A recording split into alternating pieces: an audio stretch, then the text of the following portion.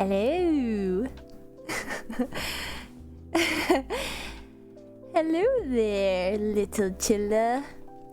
I see you found your way back to Doc Marten's office. I'm dying, Doc. You gotta help. I'm here to help. Who here owns Doc Marten's? Nobody owns Doc Marten. I'm not a sellout, except perhaps to all my many sponsors or a few big pharma companies that are willing to line my pockets for silly chilla test subjects. But I would never do such a thing. That is very unethical.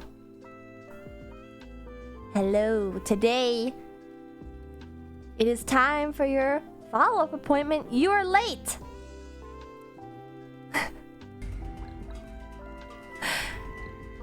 Oh, Ray Jaggy, Halo, your co-pays?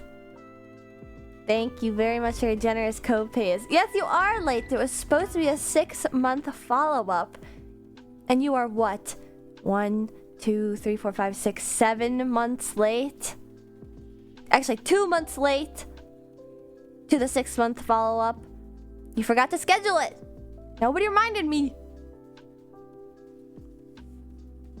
Your secretary told me I was getting institutionalized. That was just a joke, right? Depending on the outcome of this appointment, we'll have to see.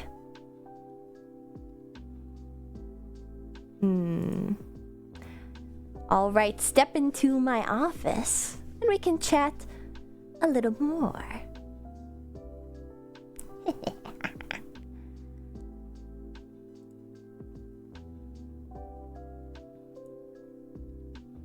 What the? Wait a second. Where'd I go?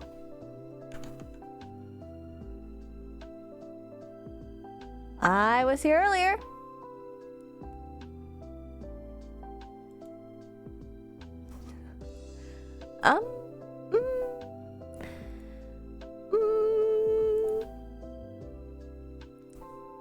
Excuse me, I just I accidentally locked myself out.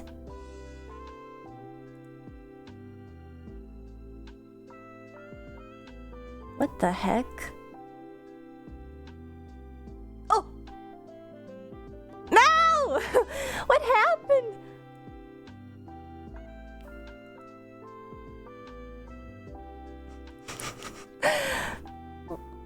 Yes, why don't you take a seat? Hello, everybody. So glad to finally have you back. I can't believe you missed my calls, my texts, my emails. I was sending messages straight to your brain and you weren't listening. That's really weird because last time we were here, when you were under, I installed a chip in your brain. And it should allow me to speak directly into your ears, but... I sound clingy! No, this is for your own health. You should value your health more highly. You need to come and visit the doctor more, especially after your diagnosis last time was so dire. What kind of chip?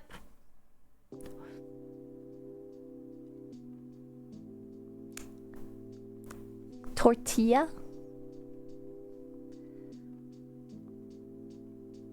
Corn? Sorry, Doc, I couldn't get your calls. I was on the other line. Still, it's a 5G tortilla chip. It should be able to get my brain waves everywhere in the world. I mean, what else would 5G be for? But regardless, you're here now. Which means it's time to fix what is wrong with you, finally. Last time we attempted it, but this time I'm sure I'll be able to do it. We just need to look at each and every single one of your issues and discuss it amongst ourselves. It's a group therapy this time. Featuring both me, your physician, Doc Marten, And also the Pit Crew Peanut Gallery. Not related to Ashton Martin, the VTubers Pit Crew. I keep sleeping 10 hours a day, please send help. That's perfectly normal. Biologically, as a chilla, that's exactly what you should be doing. Keep doing it. You're the only healthy one here, actually. The rest of you are very, very sick in many different ways. Bodily, headily. Thank you guys all for paying your co-pays. Again. Oh no, I think there's a hype train. But regardless, let's get on with this. I'm gonna need your guys' help today. Like I said, it's a group therapy, so we'll all be able to chime in and discuss on what exactly these issues are. I was inspired by watching House in 72 parts on TikTok. Apparently, part of the plot point of... What? Buns! Thank you for gifting... Thank you for gifting all those... Whoa! Thank you so much! And also congrats to all the other chillas who now can afford my care. I know it's very expensive, but you need it desperately. So let's get started. Are you a good doctor? I would say I'm a great doctor. But definitely not a surgeon. Oh, thank you for the copay, Ray Jaggy. But yes, I am going to assess you today because I am Doc Marten.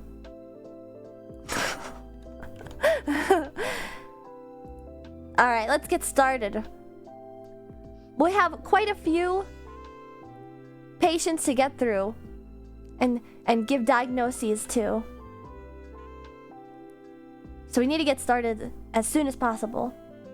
But if you ever feel the urge to submit anonymously that you are very ill also, feel free to type !advice in the chat. And it will pop up a link to where you can anonymously send anything that's on your mind. A question, an issue you're dealing with, and we'll discuss it. Doc Marten sounds like it could be a TV show from the 90s, right? Wouldn't that actually make a good TV show concept? Like race car and also doctor? You'd be getting sued by like quite a few people. You need the permission from like some gigantic rich companies. So unless you have a lot of money, perhaps it's not worth it. You'll just have to be lucky to be blessed with a name like Ashton Martin from birth, like me. But some people, sadly, are not. Hello, hello. All right, let's get started with our first marshmallow anonymous question. Why is your doctorate printed on a fruit roll-up? Oh, it was just from my doctorate party. And it's the type where you can stick it on your tongue, like a tattoo. Oh snap, I feel my insurance isn't going to cover this. Don't worry, this is somewhat of a experimental type of group therapy. And you only have to pay if you're institutionalized, which, unfortunately, it's not looking too good just yet. But we're going to consult the Pit Crew Peanut Gallery. This is a group therapy consult situation. Metaconstruct, thank you for paying your copay. Boot on head, what kind of boot do you think it is? Alright, let's get started with our first marshmallow. But yeah, okay. I'm breaking the silly character. Today is my advice stream. It's Doc Marten. Doi. Feel free to use !advice to send anything your heart desires within reason. If you'd like to get any advice or just have a group of internet dwellers discuss it. Do you have any PhDs? I have multiple PhDs. I think we've discussed this before. I have a PhD in art therapy, which means that I am a doctor and therefore I can institutionalize you. It's well within my judgment, my professional doctoral judgment. PhD is nuts.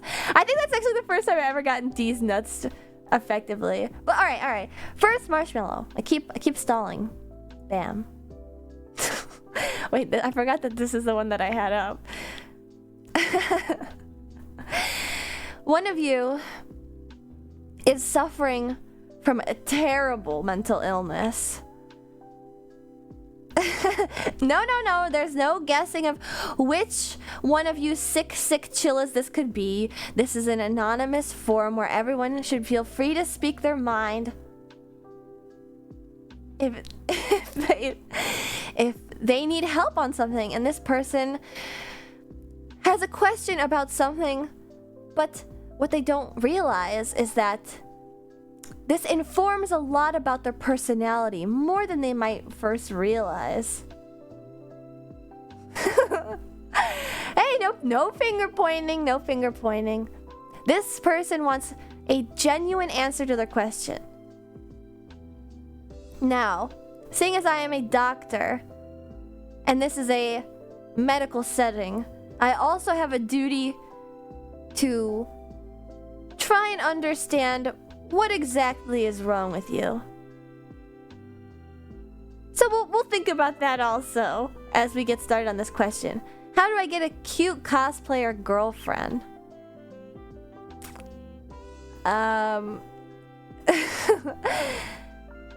This is actually a difficult thing to answer. I don't really know. I feel like people can make girlfriends just by using the internet. Especially cosplayer girls, I feel like they're very willing to get into internet relationships. They're afflicted with the disease.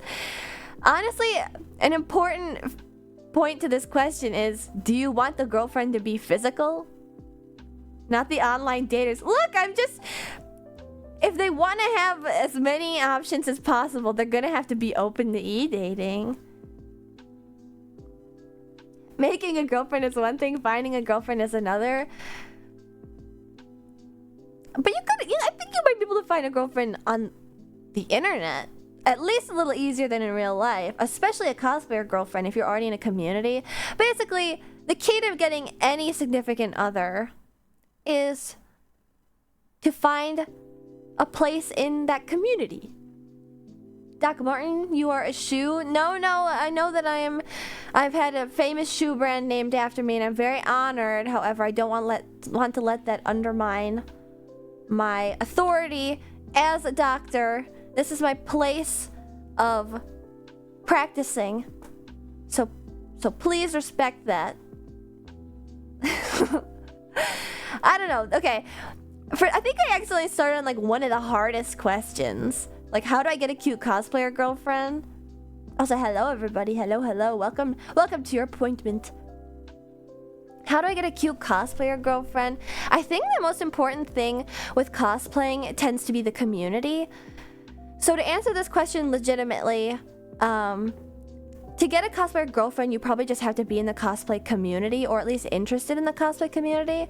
I understand that like a cosplayer girlfriend is like an archetype, you know, it's kind of like like a goth GF in a way, but like the best way to get like a person who is in a certain community is to also be in that community. And I think if you were to date somebody in a certain community that's very tight-knit, such as cosplay or like goth or whatever, and not be in the community, it's somewhat anomalous. So your best bet is to just join the community.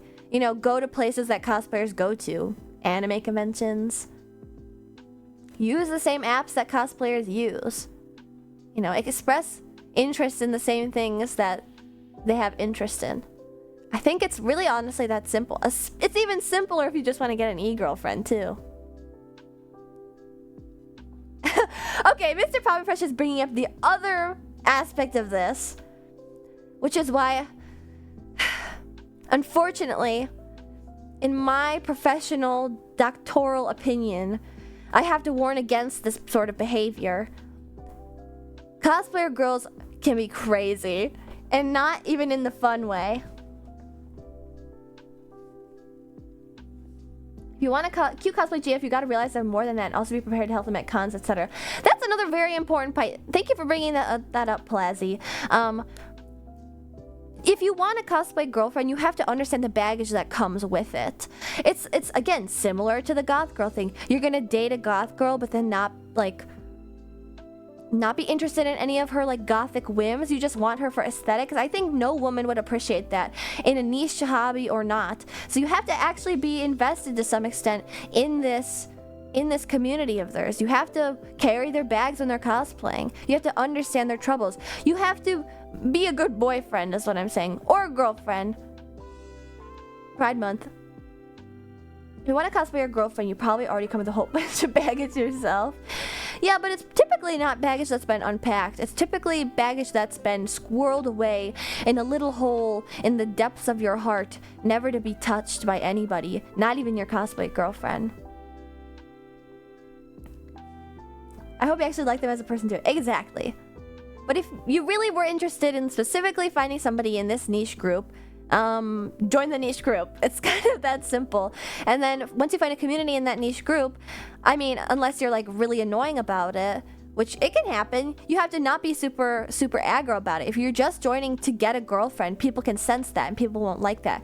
You have to actually have interest in these types of things, or get really, really lucky, and maybe you can turn a girl into a cosplay girlfriend, but that's unlikely. I would say the definitive answer here to this question is join the community yourself, respectfully. But the real answer for you is get some help. You do not want it. You do not want, if you have a cosplayer girlfriend, fine. It's not gonna be like the anime Dress Up Darling. It is not. It's not that simple. I mean, it could be like the anime Dress Up Darling. Hell, actually, that's a good way to get a cute cosplayer girlfriend. Find a girl who wants to cosplay and then make all of her outfits for her. Although, that requires incredible talent, which I'm assuming that you might not have, considering you're asking me this question in the first place. Do not go looking. But yeah. I mean, it's a stereotype in the first place, alright?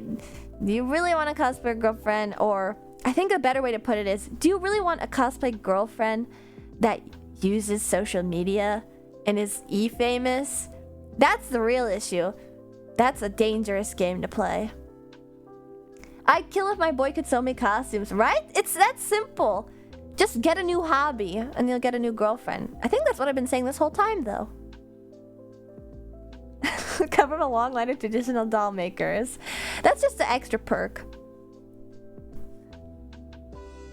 Not a prerequisite, but definitely helps. Don't date cosplay girlfriends. Spend all your chillin' money on Ashton Martin on Twitch.tv. Ashton Martin. That's another issue in and of itself. But, the question right now is about this guy's troubles. Honestly, I think women in general would find men that's so attractive.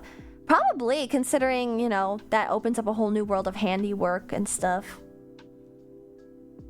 We on that socializing, male wife pilled chat. I mean, I agree. I'm definitely male wife pilled. Male wife havers. It's Pride Month. Kudos to you, male wife havers. Tailoring used to be a manly profession. I think I knew that, actually. We need to bring that back. You need to know how to woodwork and tailor. If you ain't ready to be in the hotel room at 4 a.m. listening to her cry on the floor while you give her snacks to calm her down. How often does that happen to, adult women, though? I'll admit I submitted... It was... They were right! It was you! Oh my goodness. Well, you say in jest, but I feel like you're just covering your ass. This is meant to be an anonymous forum.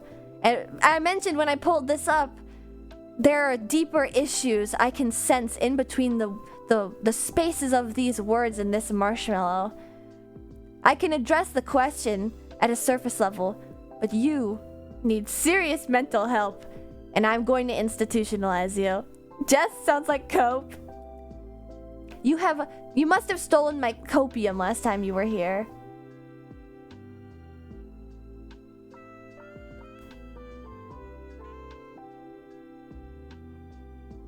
Your official diagnosis for this specific marshmallow. You're institutionalized. You're here forever. Alright, that answers that question and their diagnosis. Let's move on to the next question. Oh no, I don't know what I picked. Alright, that's what I picked. We are going to go to this one. I haven't read this, so let's see what it says. Oh my god, it's long. Straight jacket looks comfy. Alright.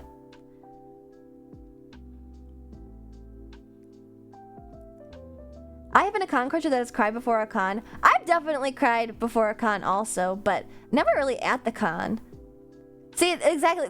You know, I think, Mr. Papa Fresh, you seem to be biased against cosplay girlfriends. I don't believe this is a trauma dump, though. You're biased against cosplay girlfriends. Unfairly biased. They're amazing. They're just toxic occasionally. Anyway, this one says, I was doing some soul searching to try to improve myself and realized that I care too much about what others think of me. I think it comes down to me having an ego, not in the sense that I'm the coolest person in the world, but that I can't stand to be seen in a negative light. Even if I know I'll never see a person again, I'm still so worried about making a fool of myself in front of them.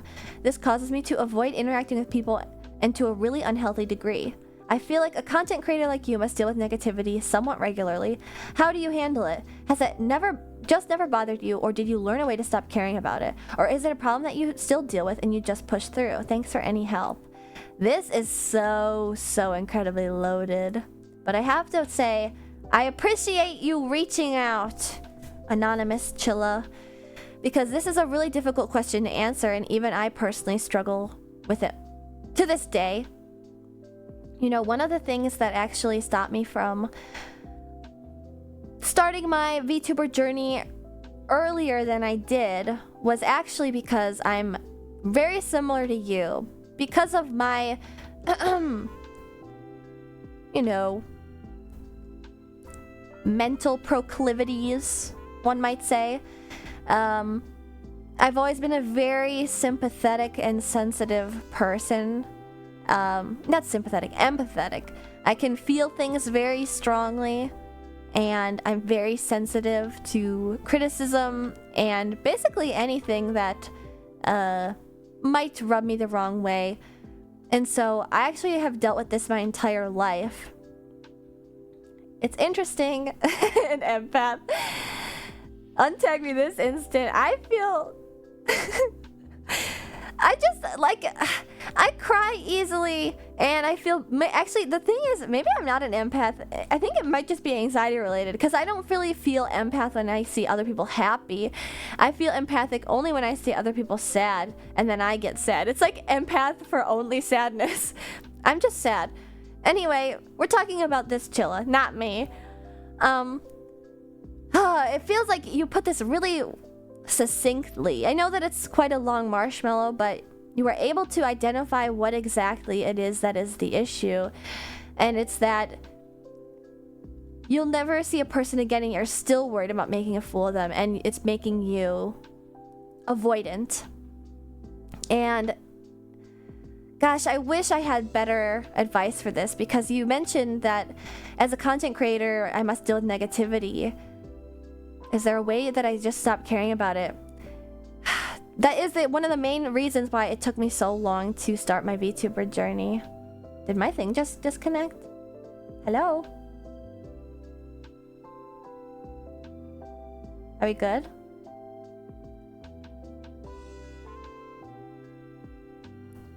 Oh, okay. That was really weird. Everything just disconnected on my end. Test. Alright, it's probably fine. My Oshi is so morose and lugubrious. Jack Ingo strikes again. I think something that's helped me is I think about if you ever cared or judged a stranger enough over something you did that was embarrassing, to put it in perspective. That is very effective. That's a very, very good technique to remind yourself of like you're not being like observed the way that you might feel that you are. But I know that this is a really difficult thing to understand, especially if you are neurodivergent beyond this like anxiety, because it's pretty obvious you have bad anxiety about this. It's difficult to know, even if you've never judged someone for something, it's difficult to know if other people wouldn't judge you for it if you're neurodivergent, because you're neurodivergent and other people are not neurodivergent. Typically it's a minority, and so you couldn't know possibly if that's something that is against a social norm unless somebody who does understand that social norm points it out to you. So I understand this like deep rooted anxiety, especially in regards to that. But I actually really struggle with something similar to this. I'm not afraid of criticism, but more like I hate it. I have always really hated it. I don't really understand where like people's like hatred tends to come from. I remember this very distinctly. I moved to a new place when I was in elementary school, and I was like on the playground about halfway through the year. And I remember I was like running around and trying to talk to people, and there was this one girl who like did not really like me at all. And I remember I didn't know why, or at least I couldn't even tell in the first place. And I remember asking like, why are you so mean to me? And she just outright said, I don't like you. And I don't believe I'd ever done anything to make her dislike me. And that was like a really hard pill to swallow. In fact, I'm pretty sure it took me like at least 10 years, basically until I started like mature in college or like my late teens, where I realized like some people will just not like you. And it's really tough because it honestly does still upset me to some degree. Like, why do some people just dislike things? I don't really understand the perspective of just like hating things and people just because. It's been a hard pill to swallow that someone might dislike you just because. But actually that's kind of like, in a way, as I get older, it's almost like that has become comforting, because some people will just dislike you just because. You know, I was sensitive to it because I didn't want to be disliked, but when somebody has no reason for it, who really cares? Like, logically, nobody else is going to think like that person's opinion holds any weight if they have no reasoning behind it, especially if they have no reasoning behind it. Just like, I don't like you, you annoy me. It's not a good enough reason for most people to carry on disdain for other people. So it kind of becomes comforting if somebody only dislikes you just because. I know that's not really what you said, but that's something that I had really struggled with. I didn't understand why everybody just couldn't. This is gonna sound really bad. I didn't understand for a long time why everyone just like wouldn't like me. Like, if I'm being a positive, kind person and like thoughtful to my peers, why would people just dislike me? That was something that was difficult to get over, but you do get over it. I have to say though, one of the things, being a big part of being neurodivergent is being seen as weird by 90% of the world and having no idea why, even if you're not doing anything. Oh my god, yeah. That's basically what it was, I think. It was just really difficult to deal with that in my youth. I did want to talk about the content creator part. I know that I've started this phrase and not finished the thought 2 times now, but one of the biggest reasons it took me so long to start my VTuber journey is because it was so much easier to just be like Model Ashton. Not heard by anyone, only seen, no platform to have my thoughts out in the world to be judged. Like, just existing is a lot less stressful than being seen. And I understand this community, and I understand what I was getting into because I'd been in the community for so long. But something that would cause me deep anxiety was that idea of there is going to be negativity, and probably half of it is going to be completely baseless, and there is just nothing I can do about that. And honestly, this sounds... I don't know how to put this correctly, but one of the biggest things that helped me get over that anxiety about people disliking me, and I know I still have kind of it to some degree, I've mentioned it before, occasionally I still get insecure, especially about being fun or entertaining and whatnot. Honestly, something that helped me get over it, and this is really scary, is dealing with it, is seeing the baseless negativity. Especially, maybe it's because it was like a self-fulfilling prophecy of some sort, but it is stressful to be in that moment and have people judge you in such a way. But when you get to it, when it actually really happens, I think what I'm trying to say is the thought of it was scarier than it actually happening. Does that make any sense? I like you, thank you. It still sucks that I've had to deal with that sort of negativity, especially baseless negativity, and that it causes me insecurity and stuff like that. But if there's a way I can put it that makes you feel a little bit better, is that the reality is just probably not as bad as you're imagining it. It wasn't all in my head. The world is still bad and negative at times, but it's a lot easier to overcome it when the threat is there and not just in your head and you're constantly anxious about it. I know that's not I don't know, that's not really answering any question, but and I'm not saying to go out and get people to hate you, but if it's any consolation to you who has this anxiety about this, the actual reality of people disliking you, when you get older, it's just not that bad. I mean, it doesn't really have any bearing on your life. And when you realize that, you think it might have bearing on your life. You think, when it hasn't happened, you think of all these catastrophic ways it could affect you. But when it does happen and it ends up being so small, it's almost like, what was I fearing in the first place? And I think that sort of helped me at the very least. Exposure therapy is right, Lassie. I think as a content creator too, is you have tools at your disposal, blocking/muting and curating your community health. Oh, for sure. Exactly. This person is not a content creator, but you are still able to curate your spaces and stuff. If you want to have a positive space on the internet, I know it's difficult and I know people might harass you for it, but you could facilitate that with those tools, I think there could be an argument made for people who are extreme in their dislike and extreme in their willingness to act on it. In what way do you mean, Kane? There's an argument that this person is right. You're right. There are definitely people that could be that crazy or could be that aggressive about their dislike for you, especially over something small. That's not impossible to happen. And if it does happen, that would be hard to deal with and terrible. But I feel like that's also just part of life. It really sucks.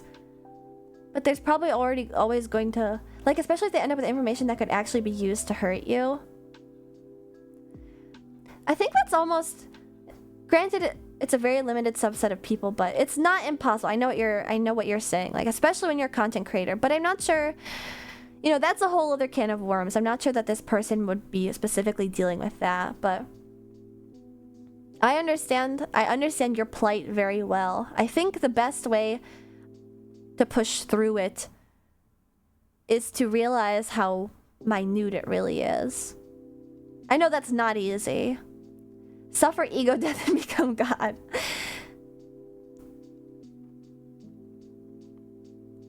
I think's it up. I'm not sure if that was any help. It did make me very contemplative, though. This is still something that I struggle with. I can't deny that. Being seen is very scary, depending on the day. But yet, you persist. I entered at a heavy time. Good luck, Annan. I am. Just don't do something super controversial, I guess. Again, that's in the perspective, that's in like, you know, the whole social media aspect of it. This person is not saying they're a content creator. I think that's going into more of existential fears. Perhaps. But I guess that's my take on this. Did I even really give any advice there? I think I just discussed it. Punch all haters, skate fast, eat ass. And I think if your anxiety is really so severe about this, especially to the point of being unhealthily avoidant, perhaps becoming medicated might help. I don't say. Harrison Fjord say. Me no say. That is not my prescription as a doctor. But again, I think that's an easy way out. That's too easy a way out. You know, be like, oh, get medication. But if it really is that severe, look up cognitive behavioral therapy, coping mechanisms for intrusive thoughts. Ah, yes, thank you for repeating it so I could speak it out loud in case they're just listening, Plazzy. I agree with that. Therapy, medication, if it really is severe to that extent, could definitely help. Therapy is scary, but when you find the right person, they will give you the right tools that you need.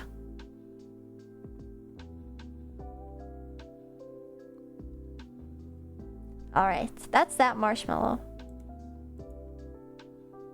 I guess I want to also make it clear, I'm going at all these from the angle of like, I'm assuming that this person has heard go get a therapist before. That's why I'm not like immediately mentioning go get a therapist, unless it really is like there is no other option. I'm assuming that this person understands that if their anxiety about this is so debilitating that it's stopping them from forming relationships with their peers, they've considered therapy before. Like, I don't want to infantilize you and be like, oh, have you considered seeing a doctor? Especially considering sometimes people can't afford it. There's different situations, etc.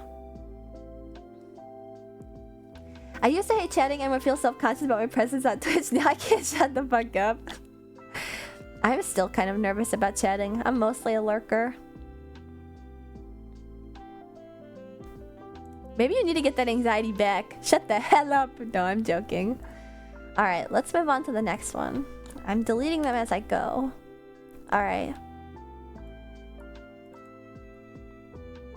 Oh god, here's a really long one. Ooh, okay, this one actually was quite troubling when I found it. Let me read it.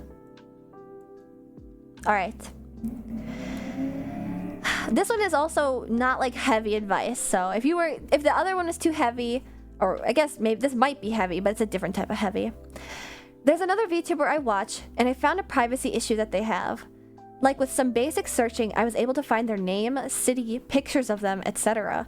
I really want to tell the VTuber about the issue so they can fix it before anyone else might find it. But I'm afraid they'll treat me differently if they know that I know that stuff about them. Or even ban me just for seeing it.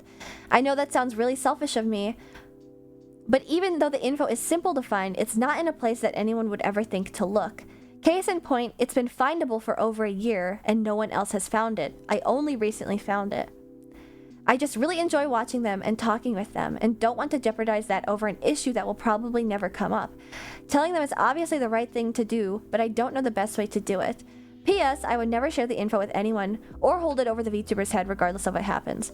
So this is like quite literally one of my most deep-seated fears. And to put this in perspective, the best way I can describe this is that it would be incredibly selfish of you if you were to not tell this VTuber over fear of losing their community and something bad happened to them. If you don't believe that this information should be readily available, you need to tell them. Some people have really bad OPSEC, and unfortunately, like, VTubing is one of those things. You know, the difference between, this isn't a catch-all, right? The difference between VTubing in America and VTubing in Japan, at least in my opinion, is that historically, people in Japan tend to have been more anonymous with their identities on the internet to begin with. So I think that it becomes slightly more difficult to track down people in the Japanese community, whereas in the English community, a lot of people have had internet presences. A lot of people that are VTubers have tried the social media game before. So a breadcrumb trail exists about almost every VTuber that you watch that speaks English. It's just a guarantee. It's like not a guarantee. It's just life. That's how it works. So if it were just like pictures, another account, I don't know. Especially if they were active on it. You know, that might not be such a big deal. The fact that you can find their name, like legal name, I'm assuming, and city, that seems like not intentional. That seems like they are not... That information is probably not meant to be readily available. But I think if you were waffling about it, let me make it clear. My answer is you should tell them. And I don't believe anybody, if you framed it in this way specifically too, like you never hold the information over their head, you're just worried for their own security, you should tell them. But if you were waffling this hard and worried about getting banned from their community, I would say that needs to not be an issue. Or if you need someone to be harsh to you, let me just say, you're making the issue about you. This is more serious than you might think. Depending on the person, maybe it's nothing to them, but I would think that most VTubers would think this is rather serious. So you should definitely bring it up to them somehow. If they have an email and you're really all that worried, like what people have been suggesting in the chat, thank you Pit Crew, you can make a new email and tell them this information. But I think actually that might scare them almost, especially if it's like a completely random email from a person who they don't recognize from their community. I think that actually might be a little frightening. Personally, but if you really are worried about getting banned, you could try that route.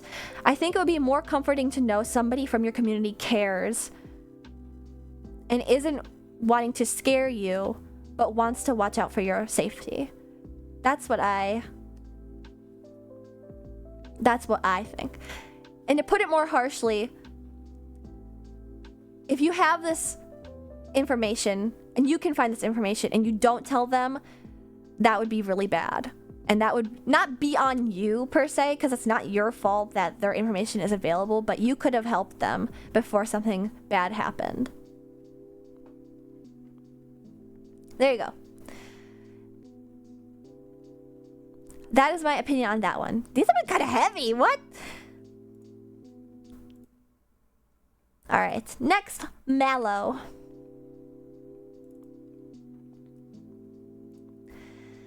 Alright, this one actually was very interesting to me also. It's another self-esteem one. Again, I have to admit I'm not super great at fixing these. I think the Doc Marten questions have always been heavy. We just forgot. It's like there's interspicing, you know, they're sprinkled throughout. Like I'm just going in order of having saved them.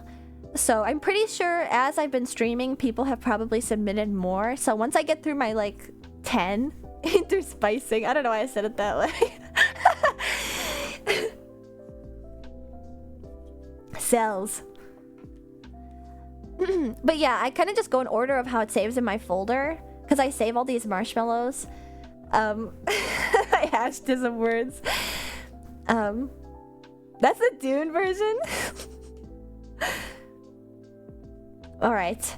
Yeah, go in order. So if it's like a bunch of heavy ones in order, it's because people have sent heavy ones in order. So, anyone been cured yet? No, but we found somebody that's terminal. Kawaii Crew sent in a quote-unquote joke one, and it has been diagnosed terminal and has to be institutionalized. Kawaii Crew, you're in palliative care. The end is nigh. It wasn't a joke. Gotta bust out the lie detector machine. Alright, this is the next marshmallow. Hi Ashton, I was wondering if you had any advice for self-esteem. LMAO, lately I've been getting a lot closer to someone I've really looked up to, but I'm scared that I'm being annoying / a leech, lol. They are just so cool. I feel like I don't have much to offer, but at the same time, they reach out to me first. So clearly, it's all up in my head, but I can't help feeling like, Tasukete, I'm battling my inner demons. Now, I'll be honest, like I said, I don't really have great advice for the self-esteem thing. I struggle with it. I especially struggle with it in regards to interacting with streamers who are larger than me and also feeling like a leech. But I think if you are genuine about your intentions, genuine about your interactions, if somebody were to accuse you of being a leech, they would have no basis because you are being genuine. So it was bound to happen to a chinchilla or to Kawaii Crew in specific. But yeah, basically, I think if you know in your heart of hearts you are being genuine about your interactions, you don't have to offer things to be a friend. Exactly. If you are being genuine about your interactions, there really just isn't anything to worry about. Especially if they are the one that's approaching you. They just like you. They just like you. And actually, let me spook you a little bit. I've had this feeling before with VTubers where I've chatted with VTubers who are much larger than me, and it depends on the person, but, depending on their ego, I think that most VTubers don't really want to be treated like they are crazy famous or something. Like, they don't want to be in personal conversations. I think most of them would hate that. And if they don't hate that, then they probably have a weird ego. Because I will be brutally honest, even the most, maybe not the most famous VTuber, but even like these VTubers that you look up to and think are really cool are literally just random people. They are like ZZZ list celebrities at best. They may have influence within your circle, just to look at it more plainly. I think these celebrity VTubers, or I know maybe I'm going too far to say celebrity VTuber, but like VTubers who are quote unquote big, I think realize themselves like they are niche internet micro celebrities, literally. Like, they have little place in like the real world per se. Not that they don't value them, not that I don't value them or they don't value themselves. It's just that like they are normal people. And if you constantly, this is me scaring you, if you treat them too formally, if you feel too insecure, that will push people away. Comparison, name the strongest player at your card game locals. All the 12-year-olds look up to that person. But yes, it is more likely that you will push them away with your insistence on like knowing your place and being and comparing yourself to them unnecessarily. You will push them away harder than if you were to like not treat them famous enough. It's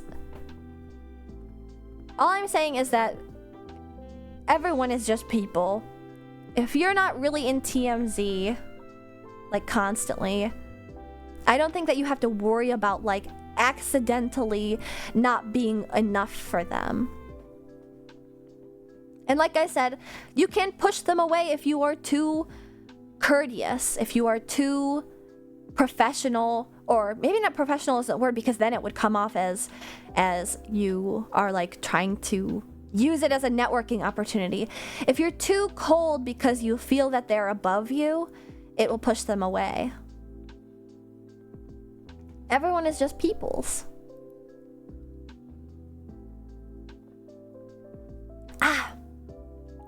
Like, I'll admit I've word vomited to somebody before on accident who has like bigger numbers on socials because I didn't want it to seem like I was clout chasing or something. Like, I just like was genuinely making conversation with people who seemed interesting in making conversation with me. And I feel like I really put my foot in my mouth. It didn't give them like a negative view of me. It's just like, had that person been less kind, or had I been a little bit more annoying about that interaction, it probably would have put them off, right? Like, to give you guys like the sum, it was like I said something like, I don't want to make it seem like I'm just talking to you because you're like more well known or something than me. Like that in so many words, that's what I said. But it's like that thing doesn't need to be said, right? That makes you suspicious when you say that. And I was being legitimate, like I wasn't just talking to them because they were bigger than me. I was talking to them because we were like talking about games and stuff.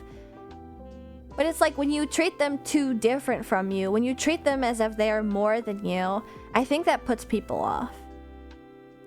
I think you could have a genuine friendship with this person, especially if they're approaching you first.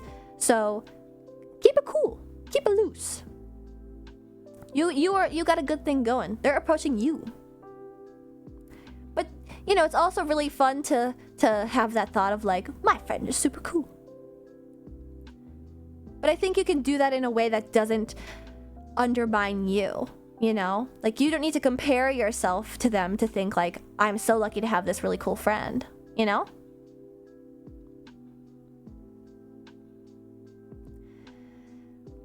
It's sort of like, don't think about a pink elephant kind of deal. Mentioning it brings that idea. Yeah, exactly. Exactly. I regret that. That was a learning situation. But, you know, that didn't ruin anything. Thankfully. It was just me being silly and nervous and a new VTuber. And thankfully, I'm not a new VTuber anymore. I'm a year old almost. So yeah. That is my advice for this Chilla. Thank you for the marshmallow. Hag! I'm gonna be 1.5 years old this year. I'm a hag. I'm an old lady. What's that one? That one classic Vine where it's like, I'll be 16. I'll be a grandma from that little kid.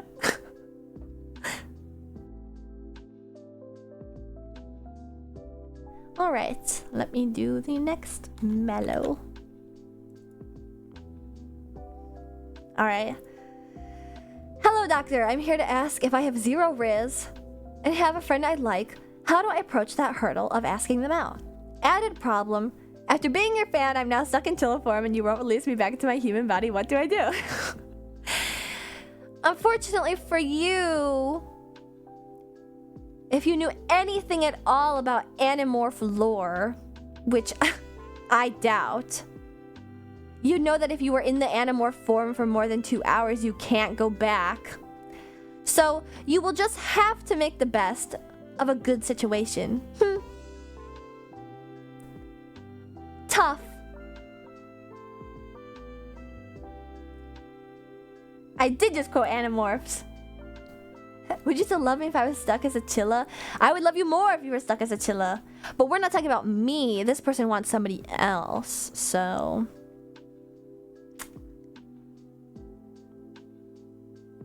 We follow Animorph lore? Why didn't you say that day one? I mean... What else did you think was happening when you came here for the first time and you became a literal fuzzy chinchilla? How long does the Animorphs transformation take? Oh, like seconds. Oh, wait, Metaconstruct.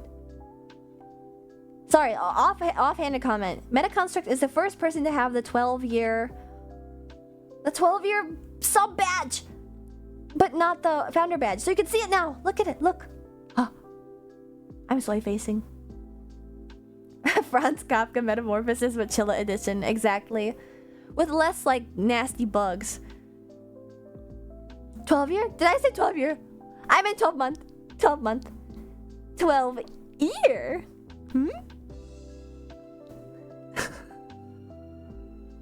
First I was a year old, then I was 12 years old. Maybe I should have made myself born on a leap year. Should have given myself a fake birthday. The allegations are sticking. I aged so quickly. I'm a hag.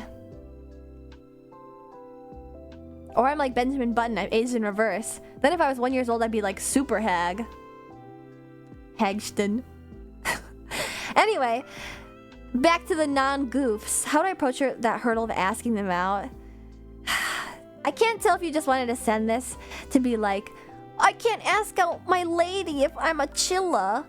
or if you're actually having trouble. If you are actually having trouble, I would say that this is like too little information to work off of. If you have 0 res and you have a friend you like, you've already pushed past the hurdle of making friends with them. A lot of people like to date their friends. I know a lot of people also really value their friendships and know that asking somebody out who is a friend can make that friendship weird. But I agree with that, Navy Mongoose. Just keep trying to hang out with them. Not to a weird degree.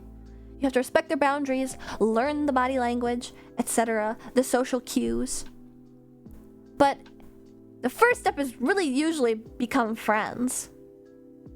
And if they enjoy spending time with you, then, I don't know, things will tend to naturally snowball from there. And if you are stuck as a little chinchilla and you're worried that they might say no because you're a little chinchilla, have faith, because chinchillas are incredibly adorable, rare, and very soft. And if you say you have 0 riz, but you have built-in riz. If you are a chilla, you have built-in riz. Just say, hey baby, you want to feel my fur? 250 follicles, hairs per follicle. 250 times softer than the average human. Humans have 1 hair per follicle, 2 if you're fucked up and weird. I got 250, baby. Now pet me, lady. And then you'll definitely get her.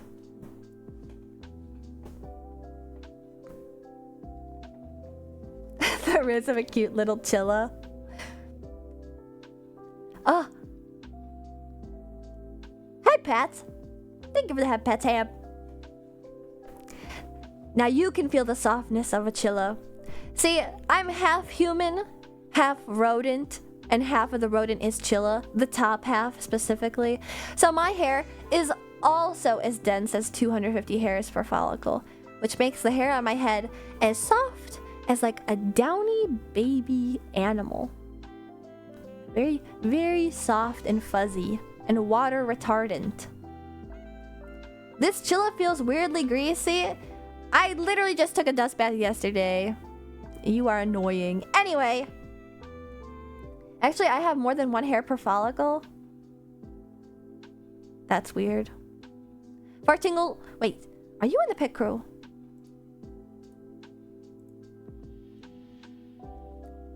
What do you mean you have more than 1 hair per follicle? You have 200. If you're in the pit crew, you're a little chilly. Put her back in the dust.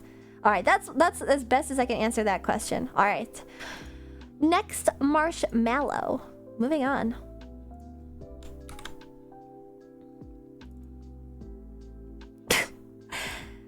See, it was either this one or the other one that Kawaii Crew sent. Hello, Funny Planet and Anon Saba. Hello, hello. Welcome to your appointments. How do I get a Fujoshi girlfriend? I want someone who won't judge me for my cringe if I don't judge her for hers. Your first mistake is saying that it's cringe. How dare you? You'll never get a... You know what? You don't deserve a Fujoshi girlfriend. You think her hobby is cringe? You need to respect your partners before you even think about anything more. Next, marshmallow.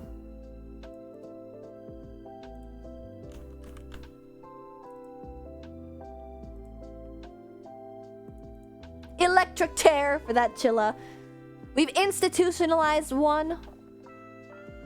Sentenced one other to death. Also, hello, Kizu-Kim.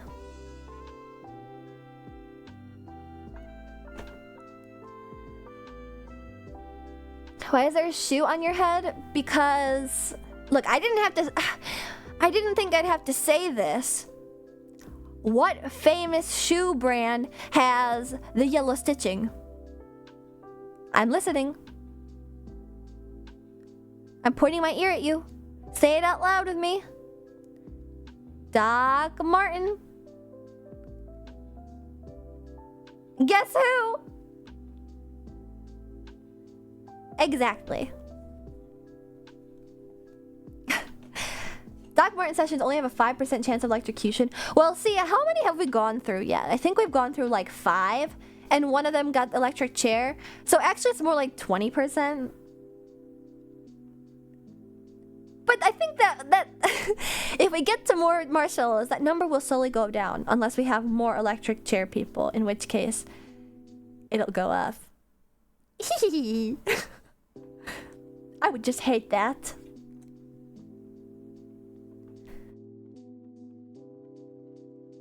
What conditions trigger electrocution?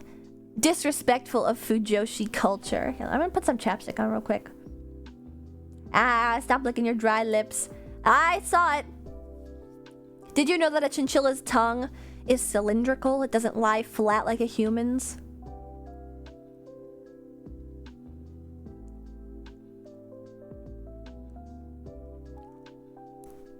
Yes. Please put it in. Please put it in the Discord. Thank you.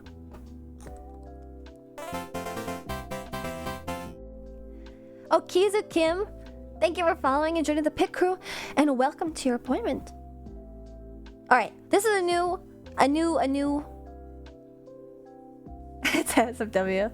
Yes, we don't have an NSFW channel, thank God. DM that shit to each other, you weirdos. Only Fujoshi love this Pride Month. Exactly. How dare you ask me such an insensitive thing on the first day of Pride Month? You want a Fujo girlfriend because you think her hobbies are cringe? Well, you're cringe! Can a girl be passionate about something? Why do we hate women's interests in modern society? Anyway, we've moved on. That person has already been sentenced to the electric chair. Now we're on to this marshmallow. Hi, Doc. Hope you're doing well. Why did I say going? What games shaped your taste in games? Did any change them? As for me, do you have any first aid or survival tips you think everyone should know? This is a cute one. I really like this one. Asking some really interesting questions.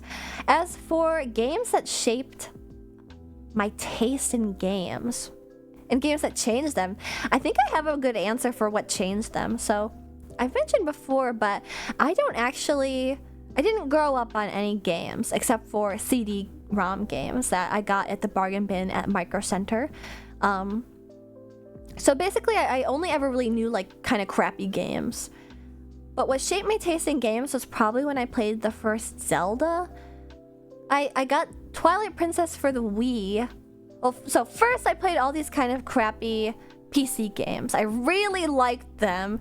But that was like the time in my life that like I didn't have a brain. It was like prior to my brain development. So I think I remember playing them kind of aimlessly. I liked some of them, but like I wasn't obsessed with the genre or the form. It was just like the best I had available was snail mail, which is kind of sad. The cargo shorts just jumped out when you mentioned Zelda. So what? Cargo shorts were in the 2000s. Sue me. A girl, you know, what was it? The little plaid shorts that all the little girls wore? You bet your ass I wore a Zelda shirt and those little plaid cargo shorts. Snail broker. Crappy game, so basically not Insane Aquarium. Ah, you get me, Chesscat. I would never call Insane Aquarium a bad game.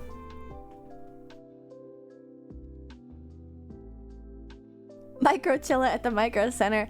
I had to climb that freaking huge basket, scaling it like it's Mount Everest. This tiny Chilla could barely reach in.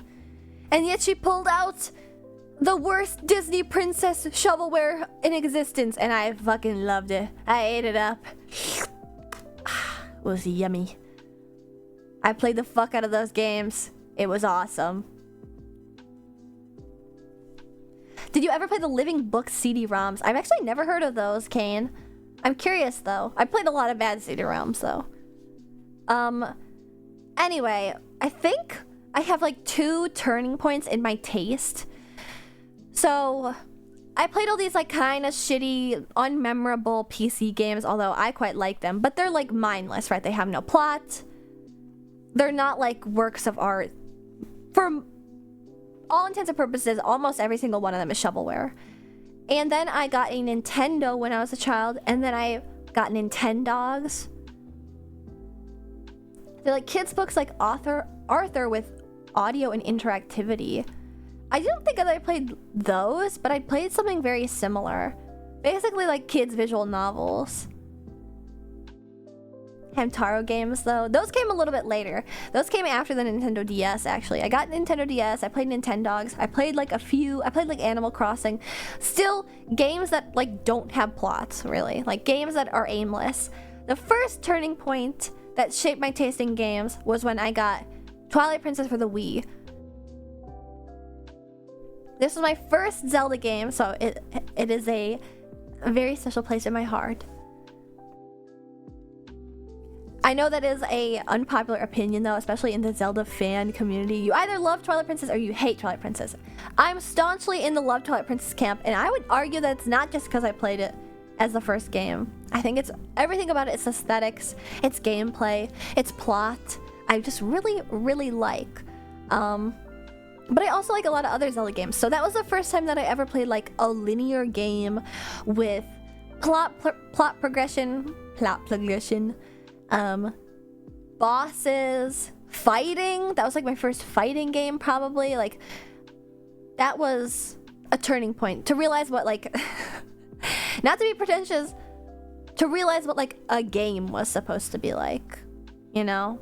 Like before then it was like endless ocean for the Wii, Nintendogs, you know, not a lot of crazy interesting stuff. Then I realized like what games could be, could have plots and stuff, and that's what was the first turning point, was Zelda. And then I would say another turning point, did I disconnect? Why is it happening? Am I still live? Probably. I'm just not even gonna bother. I'm probably still connected to the internet, or am I? Hello, yes. So weird, everything just reset itself again in OBS. Anyway. 1 second, I'm gonna take a sip. So annoying, I don't know why it keeps doing that today. The second turning point was, I don't think that I played like only Zelda games, right? I did go back and play like every Zelda game. Except for the CDI games, I know, don't get on my ass about it. I'm not gonna play them, okay? Doug Martin isn't so used to streaming, I guess. Now, see? I may have a doctorate, but I'm just not so tech savvy, okay? You'll have to forgive me for today. You rarely come to your appointments, so just bear with me one day. Just one day, please. You played A Link to the Past as well? Yes. I bet Doug Martin uses low bitrate. I should have lowered it for this stream. That could have been funny. 100 bitrate. Doctorate of Computer Science. I have like the opposite of that. I have like an anti-doctorate of computer science. I don't believe in radio waves. That's why my doctorate isn't in science. Anyway. What else was I saying? Ooh. Then I feel like the next turning point in my taste in games was when... So I've always been a person that like really judges books by their covers. How bad is chat's post-stream medical debt gonna be? I think it's going to be dependent on whether or not you've paid your copay or not.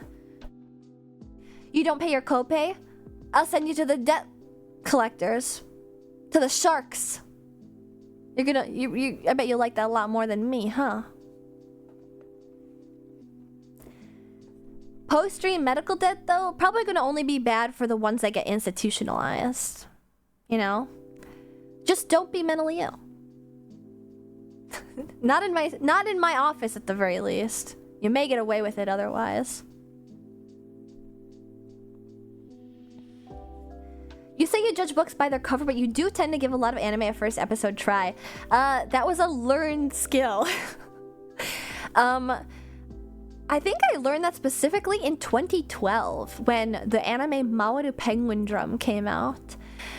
I remember I looked at all the anime that were airing that season and I thought, I do not want to watch that anime. And I didn't for like weeks. And then I saw some art on Zero-chan, of course, of the show. And I thought it was gorgeous art. And then I watched the show and I was like, that was fucking weird. But awesome. But really weird. And that was like a turning point That was one of the first times in my life. This is so cringe to say out loud. That was one of the first times in my life where I was like, oh, maybe the things that look uninteresting to me only just look uninteresting and actually might be good. And since then, a whole 11 years of my life, I have been judging books by their covers a little bit less. But I still kind of feel like I gravitate towards things that look pretty to me, that look appealing to me. And that was true about games for a really long time. And so, also yes, you definitely need to give it another try because I fucking love Penguin Jump. I just love it. I don't want to hype it up and be like, it's so good, because I'm the type of person where like I'll internalize that and be like, it has to be amazing or else it's awful. And that often leads me to hating a lot of things. But where was I? Oh yeah, I judge things by their covers a lot, or like I judge things, not maybe their cover isn't the best way to put it. I think I judge things by their communities a lot. So I ended up not playing like Undertale for like 4 or 5 years after it came out, just because like all the fans I met were like really annoying, you know, and they would always be like, you gotta play Undertale, and I didn't even know what the plot to Undertale was. I didn't even know that it was like this interactive game that had all this like crazy variability, that had like so much thought put into it. I had no idea, because like the one thing I heard from people was like about like fucking Sans or something, and so like I just ended up not caring. And so when I ended up hearing about like Dark Souls, of course, literally the only thing people tell you is like, oh, it's the hardest game ever. Getting too much pressure to try something just kind of spoils it for you. For me, it's like I'm even more sensitive to it. Like even the slightest pressure can sometimes make me go like, nope, I'm not gonna do it, which is annoying. But I don't know, you just be less annoying. Okay. I do distinctly remember, like, I have a cousin that also really likes games, and he had always been interested in Dark Souls and FromSoft games, and he never really told me like, oh, they're boy games, but like in my head I was like, these games are too hard. These games are like the hardest games ever. Everybody always says like, but you haven't played Dark Souls, so you're not a real gamer. Like the whole 2010s, early 2010s internet humor regarding Dark Souls was really, really annoying. So I just like, it was completely off my radar. And also medieval settings tend to like not super appeal to me. So I ended up just like not playing it. I mean, I didn't have any way to play it to begin with. I didn't have the system. I didn't have like a PC for a super long time, so I just never played it. And then it was like a couple years ago when I played Bloodborne for the first time. Bloodborne started to appeal to my like weeby sensibilities. Weeb, I like Japanese fashion. Lolita is a Japanese fashion. Lolita is Rococo inspired and also Victorian inspired. Bloodborne is Victorian inspired. Therefore, even though it's kind of grotesque and stuff, I'll probably like Bloodborne. That was my logic. Like, I'll probably like Bloodborne. So, wow, the weeb like Victorian Dark Souls. Yeah, basically, if you like OMG, you like Lolita? Yes. Although I don't really like dress in it. I do own some Lolita pieces just because I used to like envy Lolita so much. Once I came into like adult race queen money, I ended up getting some pieces that I really liked when I was younger, but I don't actually like wear it. Wait, what about Code Vein? See, that was too far. See, when Code Vein had come out, I had already played Dark Souls and Bloodborne, so it was like posers, you know? At that point, it was too anime. And also, I feel like the faces in Code Vein were kind of like blobular. It kind of looked like Phantasy Star Online 2. And if you think Phantasy Star Online 2 looks normal, you have been Stockholm Syndrome into thinking that. It's weird looking. It's really weird looking at first glance. And I think Code Vein kind of looks like that too. But to answer the question, I had another turning point when I tried Bloodborne and I realized like, oh, this is really fucking cool. Like, I don't know what exact preconceived notions I had about Dark Souls games and FromSoft games, other than like, oh, it's for like annoying Redditor gamers that like want to be annoying and like one up people. And which is the worst because it's like it's always those people that ruin good things, right? But when I tried Bloodborne for the first time, I was like, oh wait, like I get it. I get why everybody likes this. And it's hard because like I don't want to hate things just because they're popular. But I'm not hating them because they're popular. I'm hating them because they got popular, and that means they have a lot of fans with varying personalities, and the loudest fans tend to be the most unbearable. No, okay, there you go. That's the explanation. But that was another big turning point for me. I mean, you are Apex Redditor now. I think that was also another turning point because I had never played an FPS before Apex. So, biggest turning points were Zelda. I realized that there was like plots in video games. I mean, I knew it, but I just thought that's for other people. Like, I don't know how I'll feel about that.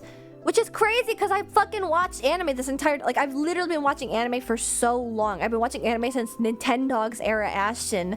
So, like, I don't know why I thought, like, games are different. You know, partially it was due to this thing that I have mentioned before, I think. Where I don't super love, like, Western aesthetic, like, fantasy aesthetics. Partially because I didn't grow up on it, you know, like I didn't go to Comic-Cons, I'm not interested in comics all that much. I'm not interested in like Dungeons and Dragons and Lord of the Rings aesthetics. I don't like things that are like not aesthetically pleasing to me, or like not typically aesthetically pleasing. So for example, like the dwarves in Lord of the Rings having like big hairy feet.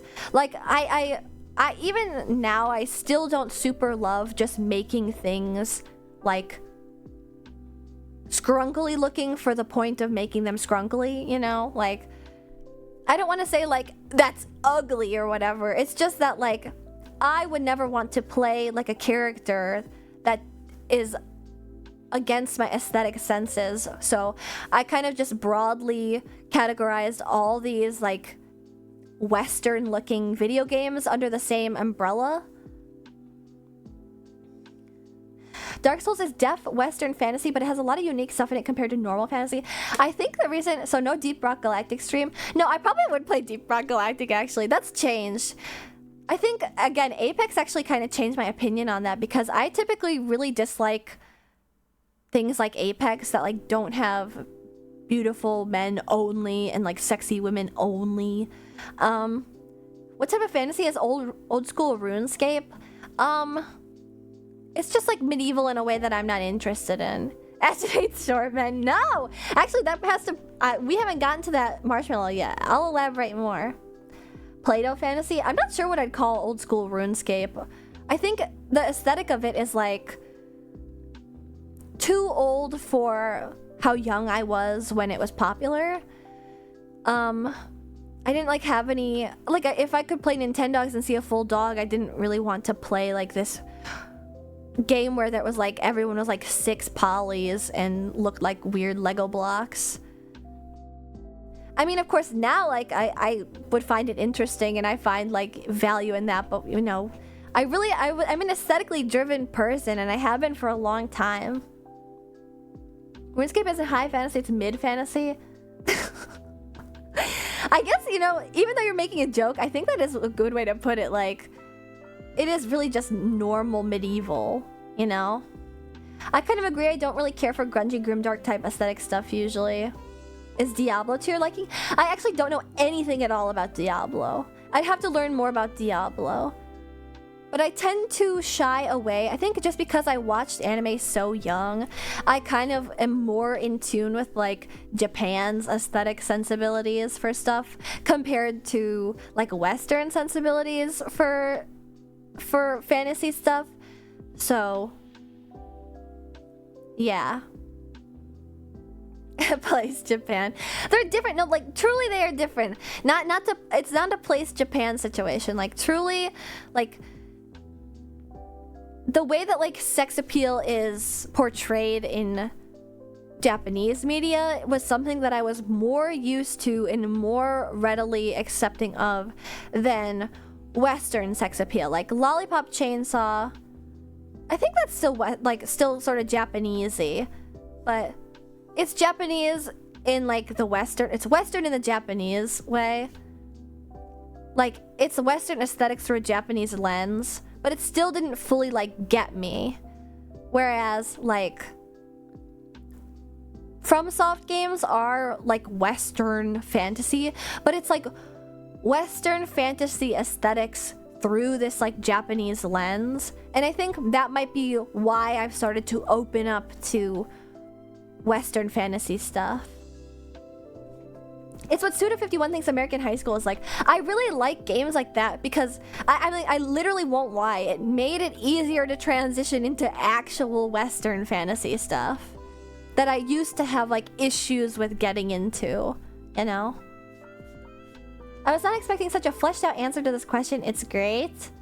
I'm glad that you think so. I feel like maybe I'm rambling too hard, but yeah, that is what I would say has changed my taste in games. I didn't play any FPS before I played Apex, and I think my taste really changed after playing the first Bloodborne and realizing how fun that style of game is and how cool like it is to play an open world.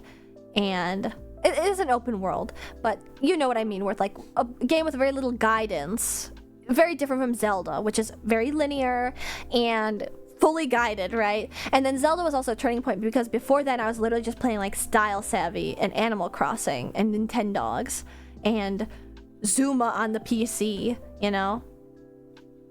Metal Wolf Chaos. Is that another Suda51 game? I noticed that they always have like bop, bop, bop, lollipop, chainsaw. Like 3 words, you know? Nothing wrong with Style Savvy. There isn't anything wrong with Style Savvy. I love Style Savvy. It's savvy. It's just that like there's no plot to it, and I thought that was like all I could possibly like. I'm gonna be honest. It's a FromSoft game. Is it really? Metal Wolf Chaos? I only know about Armored Core and the Soulsborne series. You started Apex as your first FPS ever and you're immediately cracked at it. I play FPS all my... I'm not cracked at Apex. I was so bad at Apex that it almost ruined a friendship once because they kept yelling at me when we play Apex. Like, we had to stop playing Apex together because I kept getting yelled at because I was like not understanding the game sense. I had my glow up with Apex. You guys just didn't see it. It was like 2 years before I started streaming, so...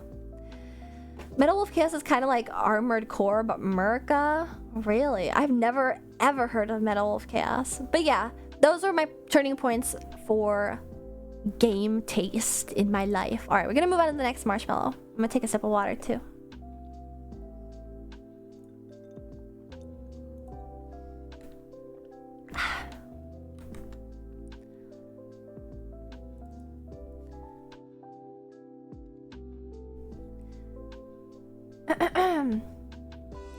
I used to be way more into FPS, but it feels like they all went multiplayer only now. That's my thing. I've never played a non-multiplayer FPS. This is an interesting question. So, this Chilla asks, I made a piece of NSFW art for VTuber. They've said that they're okay with that kind of art, but I don't know if I should show it to them or not. As a VTuber yourself, do you feel different about a viewer after they make/commission NSFW art of you? Like, does it make you see them as a bit of a creep? You play Titanfall? That's true, I did play Titanfall 2, although I did whine the entire time. But that's because it felt difficult to see things compared to Apex. Apex is so bright and contrast colored. Titanfall 2 is just so dark. This is totally about Ashton. I mean, I did get that idea. Actually, I thought I got that when they said it in the marshmallow, but about the OPSEC one, I was like so worried that they were talking about me. They even said like, this isn't about you, it's about another VTuber, and it still freaked me out. I feel like sometimes I might be like predisposed to schizophrenia. Like, one bad thing happens to me and I think I'll snap and then start posting about how I'm getting gang stalked and stuff. Hell, sometimes I think I'm getting gang stalked and I haven't been diagnosed with anything. But anyway, as for this question, I personally don't find myself feeling different about a viewer if they make/commission NSFW art of me. I might feel a little bit different if...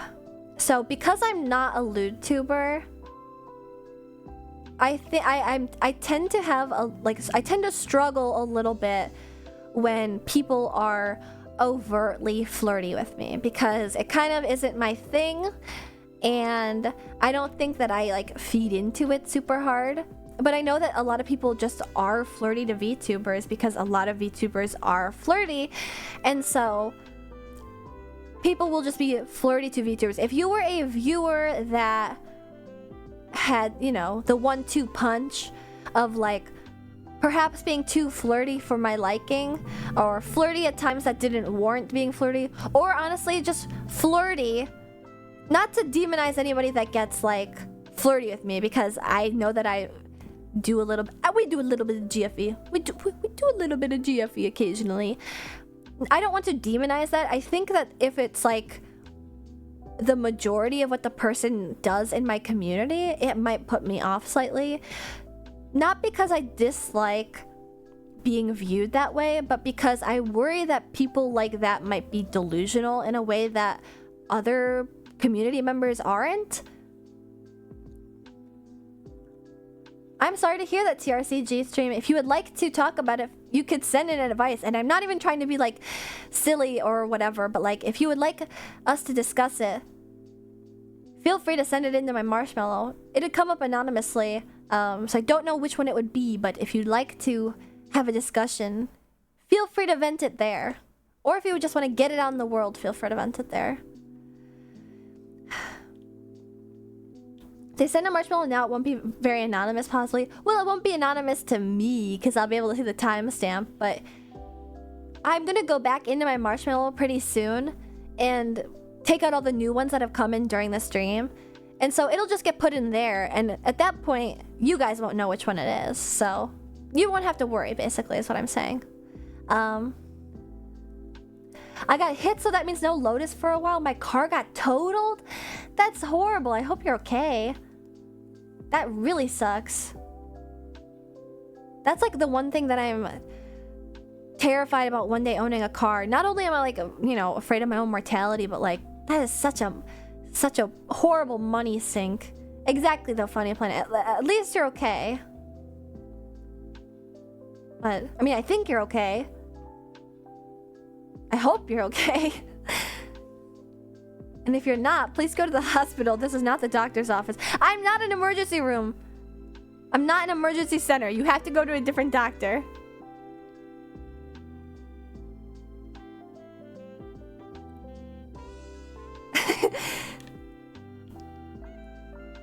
I see. That is really unfortunate, and I'm sorry to hear that. Hey, you could... Wait, so you don't have any car? Oh, that would really be bad if you need it to commute, especially.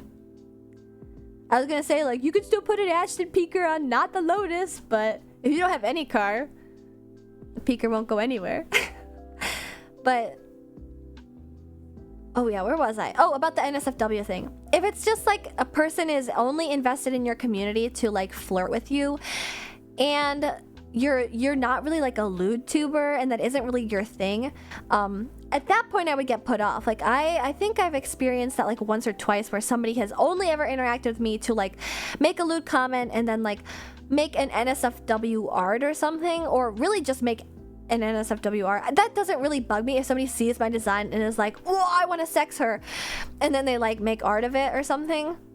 Which actually, that's one of my banned art things. I don't like art of like, there's no, one of my rules about NSFW art is that like I don't want to like self-insert art. It's okay if it's just like random person, but like self-insert art is too much. But like, I mean like a sexer in like the, oh, I'm gonna draw her in a sexy way type of thing.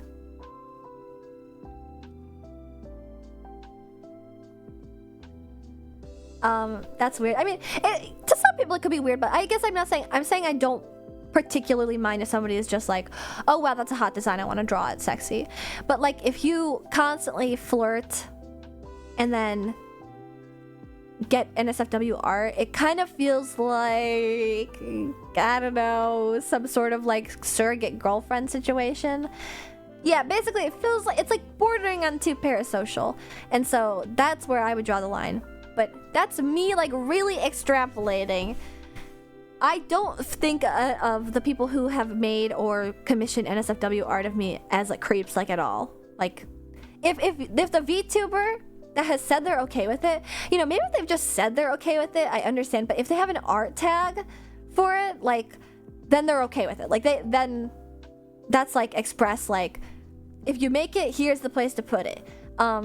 I know that some VTubers might just say like, oh, I guess it's fine or something. So context is key, right? Like what Burr said. But like if there's like a place to put the art and they're okay with it, I don't believe like isn't that kind of ingenuine? Like if they didn't want it, they shouldn't do it, right? Like if they think low of the people who post in that tag, then like why would they set you up that way? I mean, people definitely would do that, but then like that doesn't make you a creep. You're playing by their rules, but they're the ones that are being secretive about it. You don't have to feel bad if it like somehow backfired and yet everything was pointing to it being okay to do, right? Like, I don't think you have anything to feel bad about, is what I'm saying. I don't see those people as being creeps. Also, hello, Bossman Pojo. My broken arm got jolted? Oh, jeez. Was my nicer card? The one that got hit was the nicer card? That really sucked. It totaled? That's horrible. Well, this is the stream to talk about it if you have any more pressing feelings on it.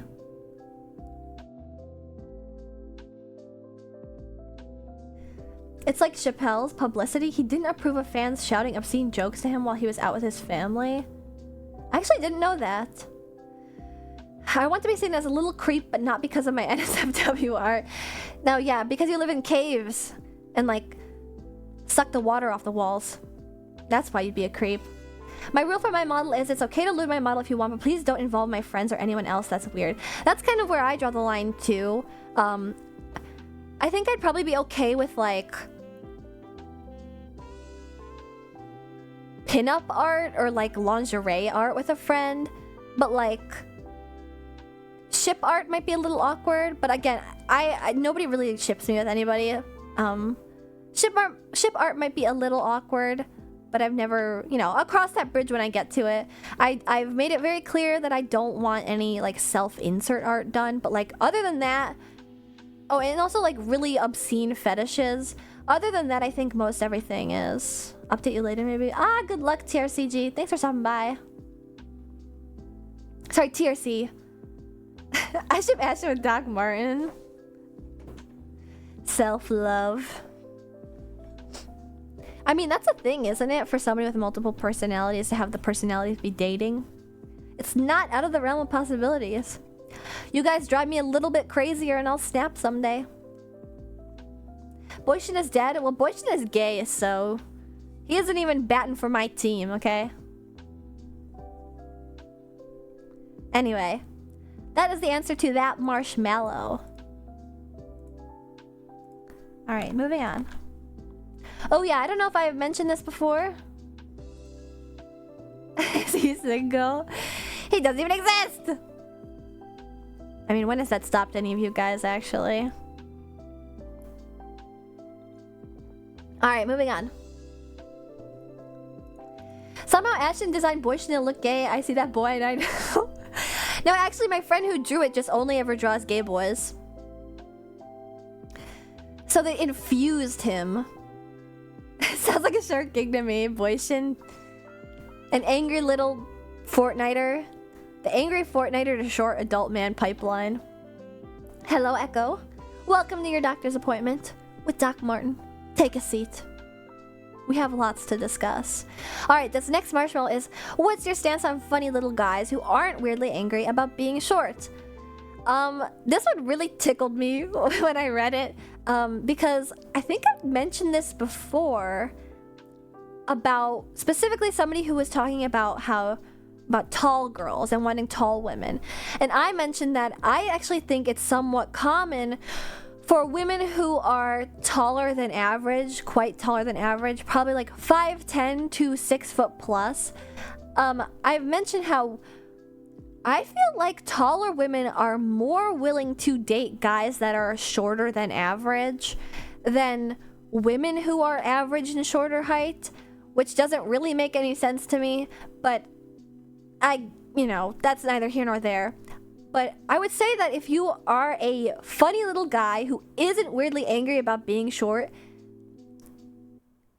you are gonna get so much pussy. I'm not even, no, like if you have short guy riz and you think it's funny, like you could bag so many hot tall women. I'm being dead serious right now. Like, you taking like the short guy jokes in stride will make so many women like you. I can't let, you know what, it's always like the girls who are like 5'8" to like 5 foot that are like, oh, but I don't like short guys. Like, I guarantee you, women over 5'8" are like, don't even really think about that.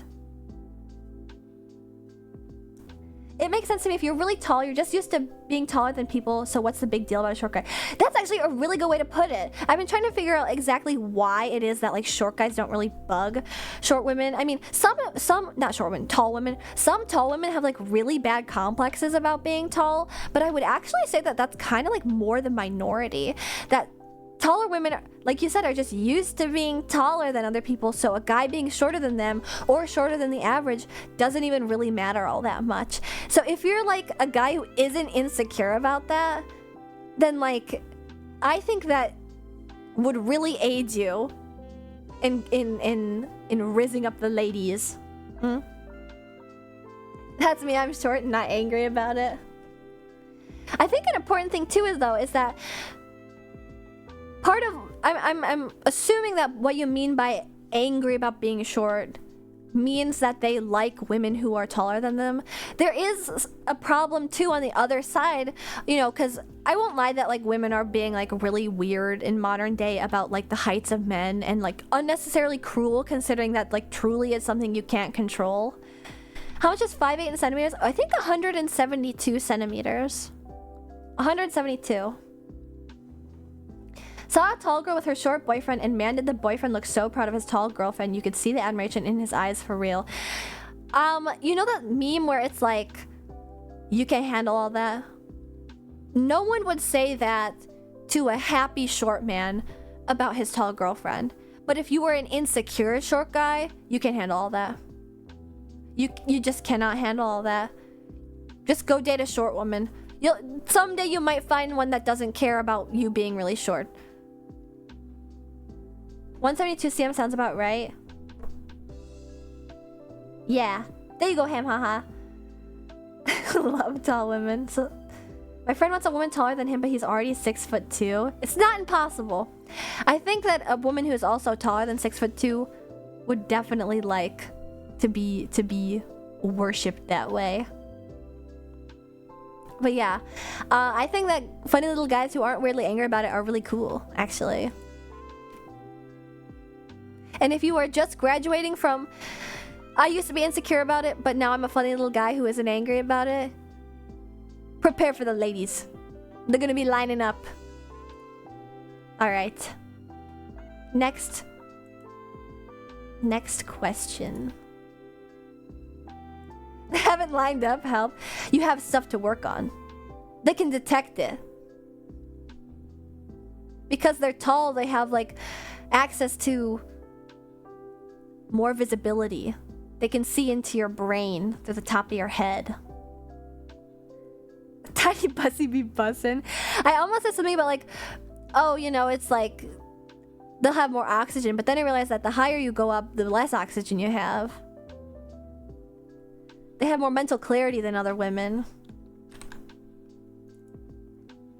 Oh, this is a good one. Alright, the next marshmallow is, where is the best place for me to start with Vocaloid and idols? This is a little bit broad. Short king and tall queen solidarity. I just really fucking like Bukuyama so much. If they make him tall or as tall as her in the end, I'm gonna be so sad. I want him to be short forever. Hard to cover both? That's a lot. Yeah, this is like two very broad and different things. And also, it's very important to know whether or not you mean anime idols or like real life idols, because that's still both really like a loaded question. Especially because you say, what's the best place for me to start? I don't know you personally. I don't know which Chilacenthus. I can't say. Perhaps if I knew, Anime, not IRL. Oh wait, did you send this for 27? It is. It's quite broad in genre.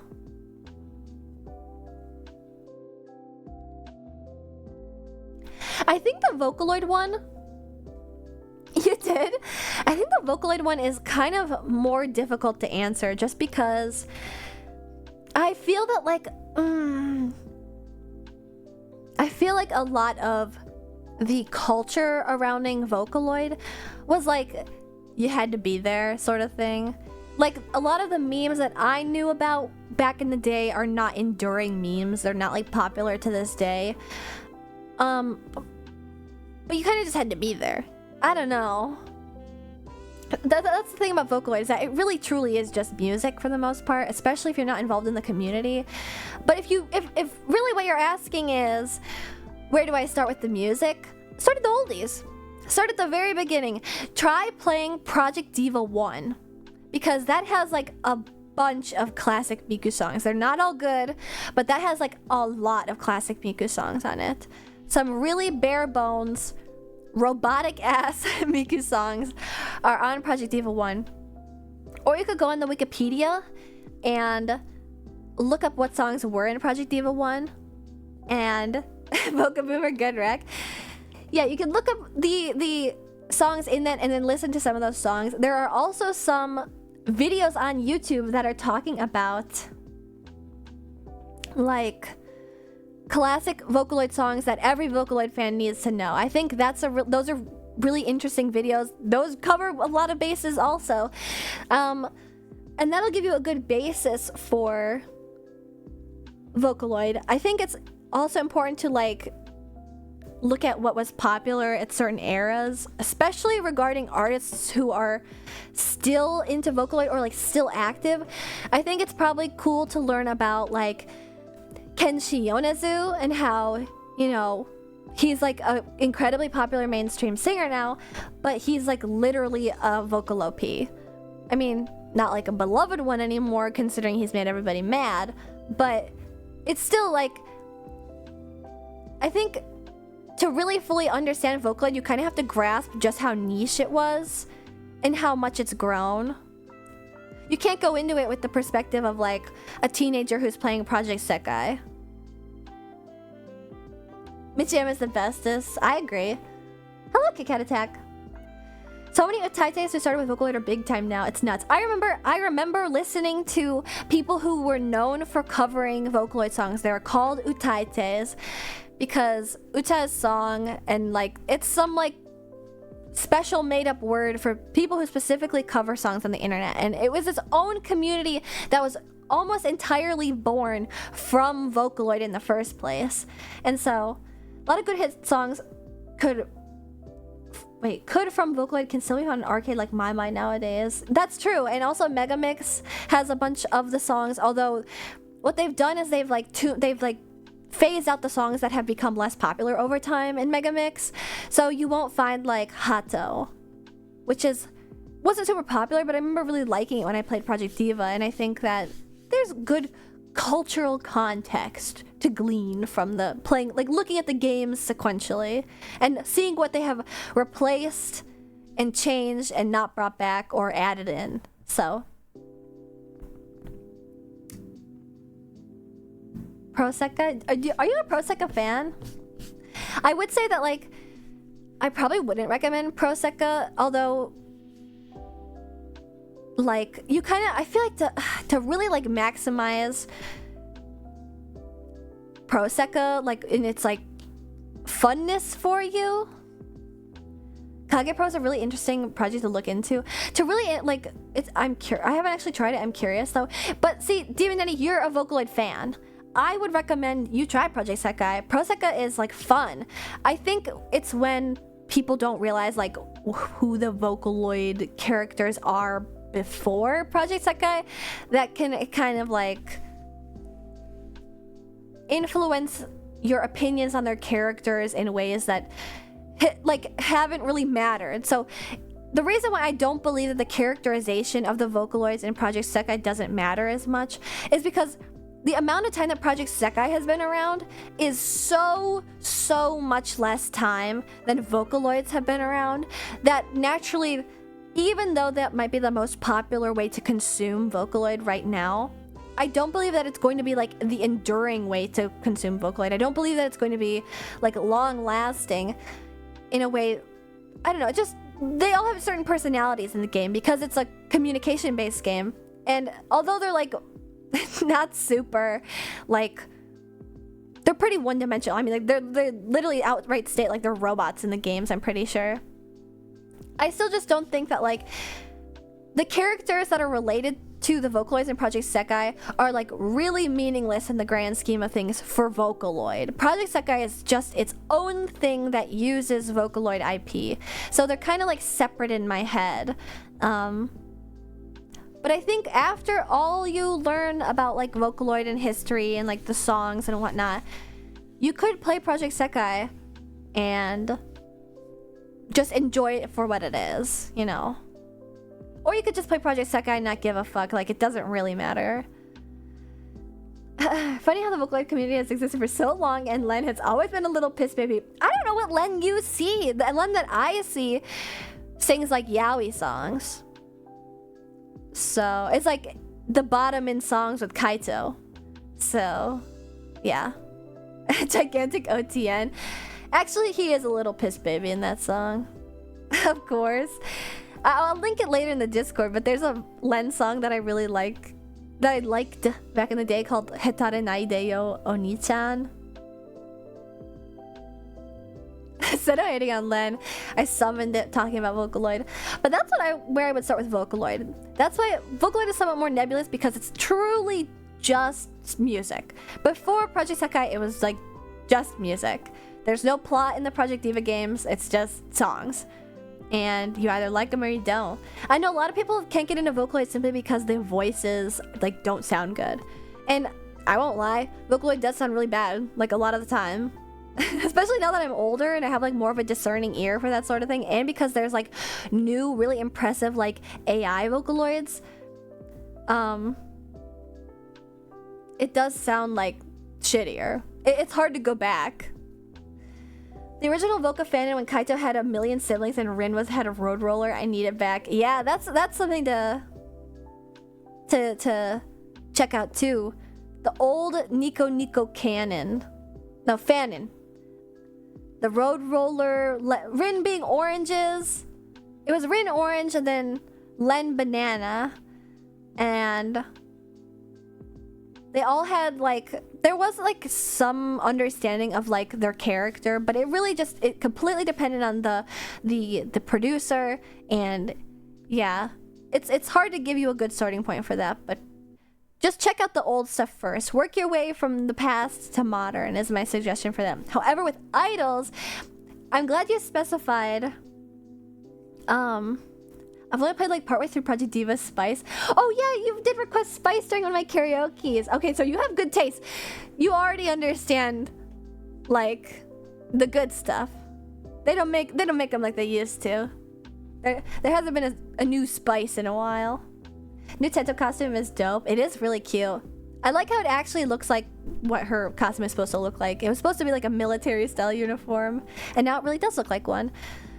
Where was I? Oh, idols. You said anime idols. I would start with, okay. Idols in the modern sense? I'm assuming that you don't know Japanese, and I'm assuming that you probably wouldn't want to play a game, because you did say anime, although it could be anime game. I think that Macross, you know what, actually I think a good place to start would be Macross Frontier. From what I know about you, Returner 7, I think you might like Macross Frontier.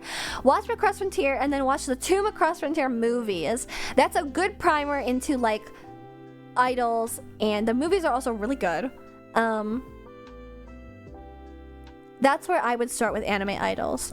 And then I would look up the history of, or you could do Macross Delta. I would probably do Macross Frontier first, and then you could do Delta. Why not Delta? It's not that good.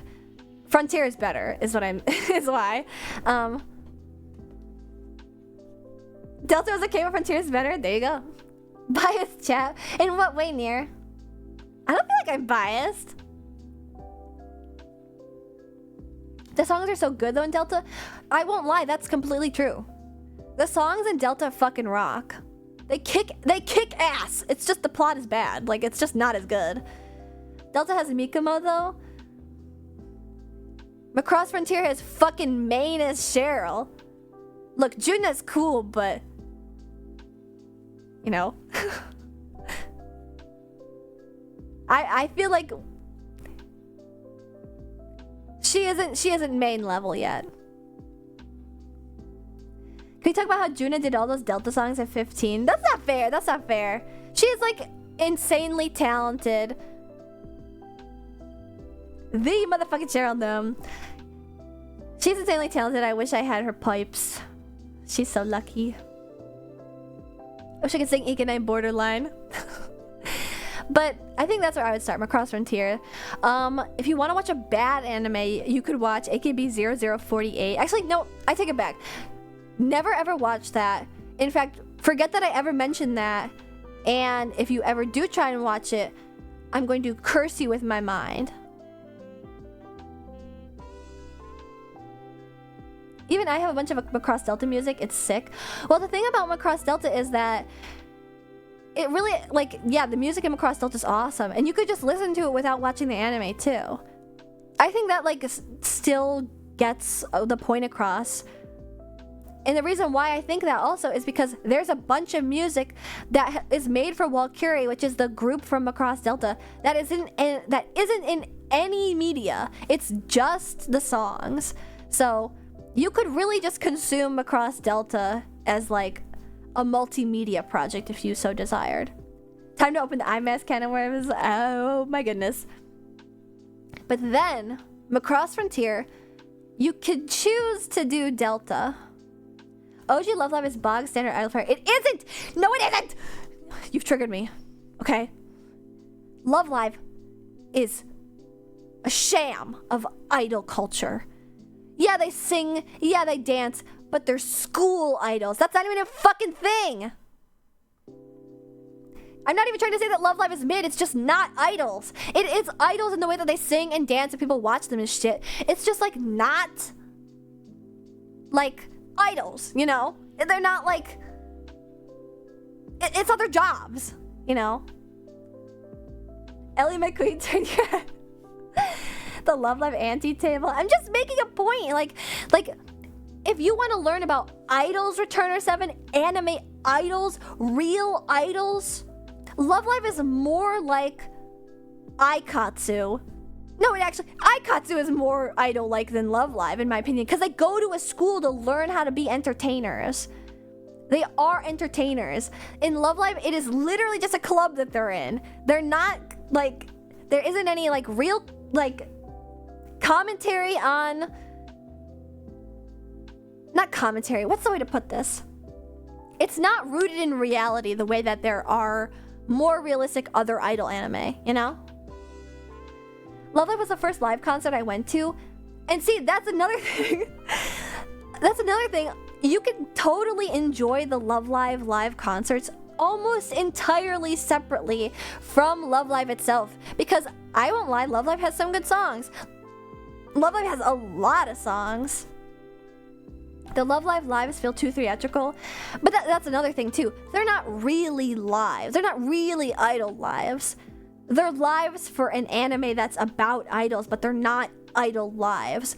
And that was a mistake that like a lot of fans made, was to equate them to idols, but they are not idols. They are seiyuu, and to treat them as such as idols is unfair. But that's a whole other can of worms.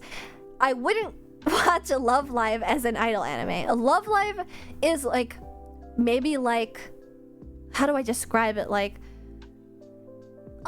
a love letter to idols or something? I don't know. No, it's not. Because then it would be like accurate and show like the intricacies of the actual job in real life and stuff. It's not a love letter to shit. It's just a cute anime. I'm not trying to say that it's a bad anime. It's just not like an idol show. They sing. It's K-On! For idols, basically. It's K-On! For idols. Like how they get invited to Europe in K-On! Like that would never fucking happen in reality. It's like how the Love Live girls go to New York in the movie. Like that would literally never happen. But if you want to watch like a real idol show. Okay, this is okay. Now I've like hyped it up too much. It's not a real quote-unquote idol show. If you want to watch a more realistic-ish idol show about idols who do it as a career, watch Idolmaster. But I have to warn you, the first 12 episodes seem like they don't have any meaning. They are episodic in nature, and they are fan service for fans of Idolmaster that already existed. They are good though. There's 25 episodes of the Idolmaster anime, and just have fun. Ashy cute girls, cool songs, stupid high school plots. No, don't get me wrong, Kick Attack. I like Love Live. It's just I specifically am trying to make the distinction that like I don't believe that Love Live is a good idol anime or like. But you have to understand like what I'm trying to say. Like when you compare it to an anime about people who choose to go into this real profession in the anime and do it as a job is a lot different than like this made up idea of like doing it for a school or something. Yeah, but the first 12 episodes of the Idolmaster anime focuses on a different character for each episode. It's something that is like more beloved for fans probably. Okay, Ashley missed me with the Oshinoko, but I don't even fucking like Oshinoko either. I think Oshinoko is so... the best way to describe Oshinoko, I was watching a stupid YouTube video the other day, and it was about a movie about a guy with autism. And the guy in the video quoted a review of the movie with... like from another place. And like I think the best way to describe Oshinoko is that Oshinoko doesn't like idols. Oshinoko doesn't like the entertainment industry, and yet it is about it. And it's like critical of the entertainment industry and like is she hating on Oshinoko? I don't know if I'm hating per se. It's just I just feel like it's like written in such a bizarre way. It's like they're having their cake and they're eating it too. Like, oh, look at all this bad stuff, but isn't it fun? We're gonna revel in this thing that I've actively criticized almost the entire time. It just feels so silly. Anyway, back to Idolmaster. I implore you, please push through the 12 episodes. If you're finding yourself not having a lot of fun or like confused as to why it's episodic, it's because the anime was made for fans of Idolmaster that already existed. The first 12 episodes are just, it's fan service, okay? Just let your brain shut off and enjoy it. The last 12 episodes are pure plot, drama, amazing, so good. But you have to watch the first 12 episodes to like the characters enough to enjoy the second half of the anime. There you go.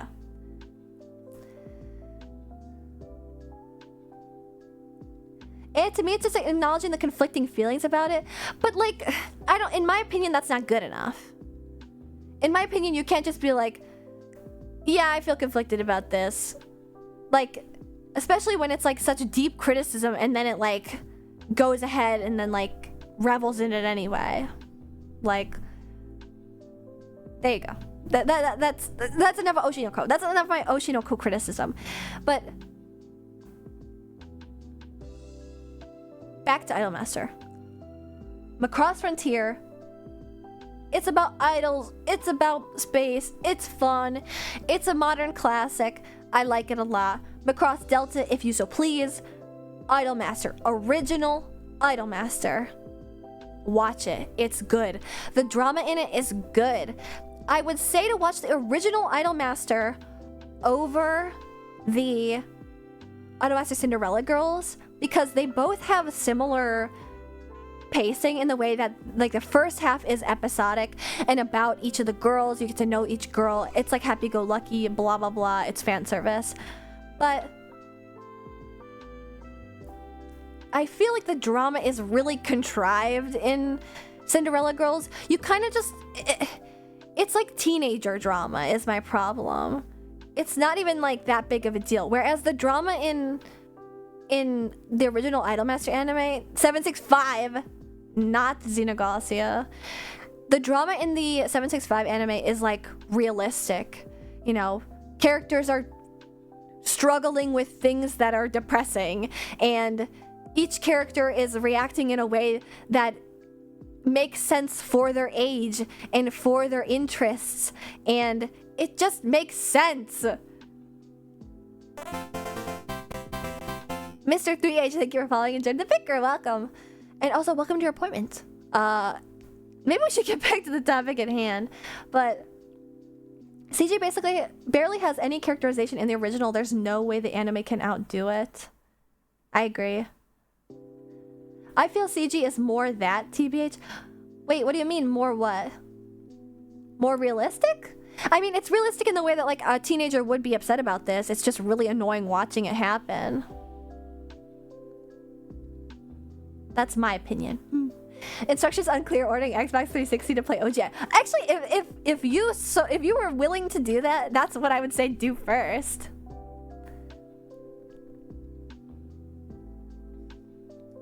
Was born as a MOBA game, so the characters are just standees meant to sell a product. I think that they were originally like real struggles about your employment and being an idol and living up to those expectations. Yeah, I guess it's just oh, Mystic Hibiki, thank you for subscribing and becoming a sponsor and also paying your copay. Welcome to the doctor's office today, but typically there's a race queen here instead. Today though it's Doc Marten.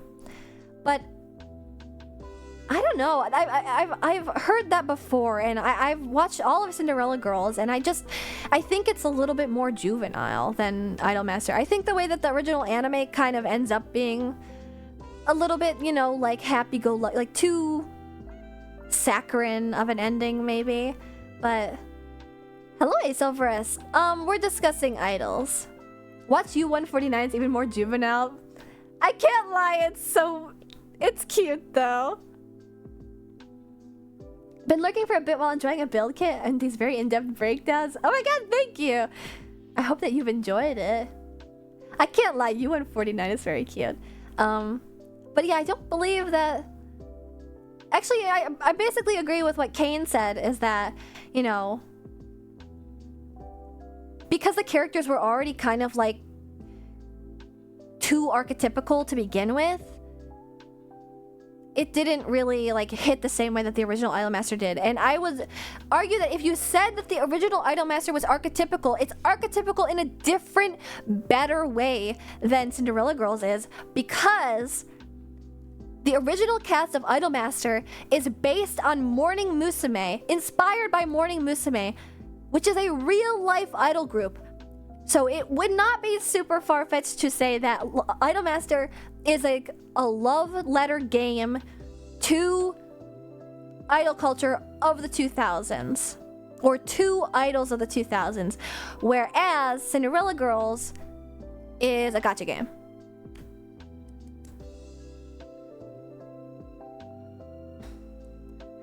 I'd say Love Live is a good start for idols, but I'm biased. You did miss the Love Live rant.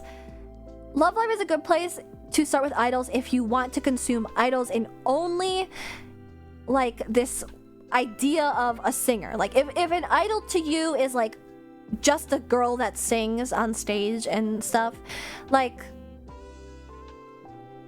sure, Love Live could be a really good entry point for you. Or like AKB 0048, don't watch it, could be like a good entry point for you. If you really want to like be depressed or something, listen, I just listen to Heavy Rotation all the time. Well, that's valid. That's a literal real-life idol song.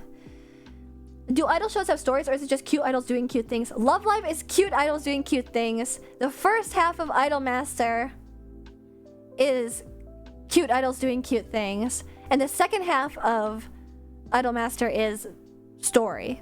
But you need to watch them both so that it makes sense. There is also Wake Up Girls, which is I can't really like recommend it. The director's kind of like a weirdo. 22/7 is idols with sad backstories. I never watched 22/7 because it didn't look good. Yeah, and weird mystery shit. Was it good or was it just eccentric? Love Live has a story eventually, but I feel like it's more about the ideal of an idol. Yeah, and it definitely falls under cute girls doing cute things for me, considering there aren't any like men in the anime. Like there's no men. It's just eye candy of a show, and that's fine. I'm just saying that if you want something that's more representative of real life idol culture,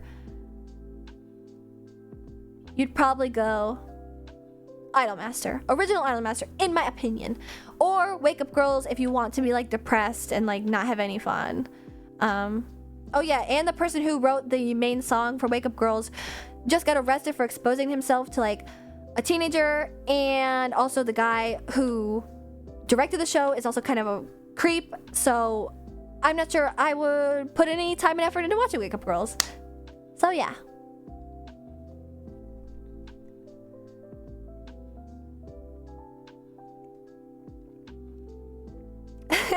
It would be so funny if you went to a real therapist and they started talking about this stuff.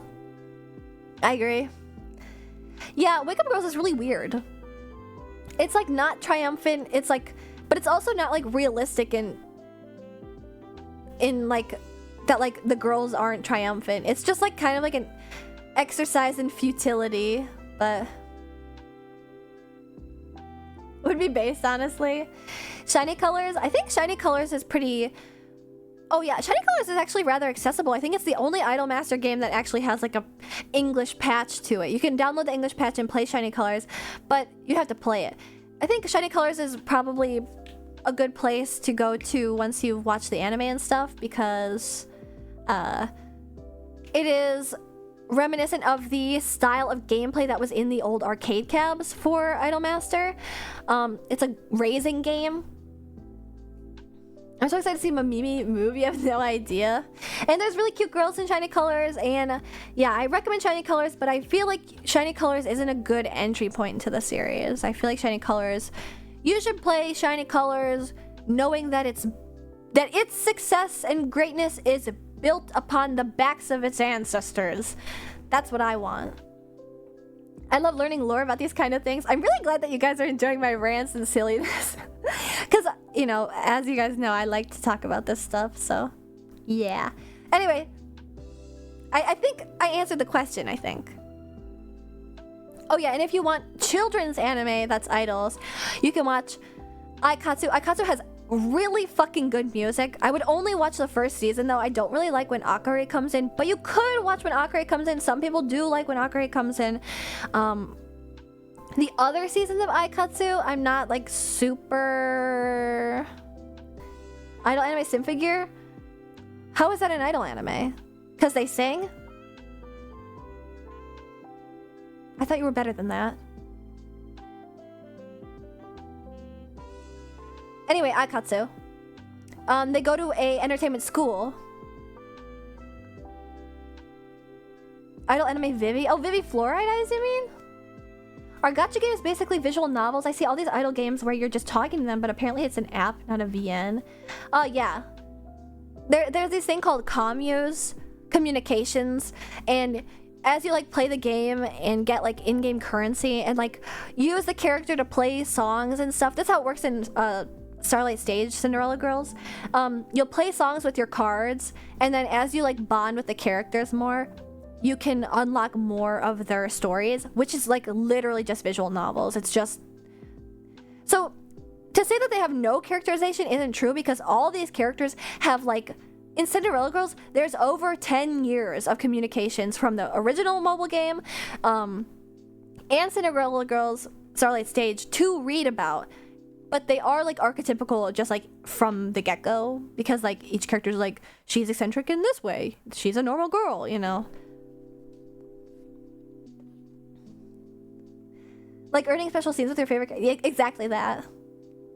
Cinderella Girls is 10 plus years old, I think, or it just turned 10 years old. But yeah, Cinderella Girls has been around for a while. So, and Idolmaster, the original, has more limited plot than Cinderella Girls, I feel like, just because it isn't like constantly updating. It's just been like a couple game releases. Doc Marten strikes me as the type of whippersnapper to say, oops, yeah, I was supposed to give you the vaccine, but instead I give you morphine. On the plus side, you're in for a fun time, teehee. How did you know about that? They said they wouldn't keep that on file. Sonic Kami, my beloved. That's also not an idol anime.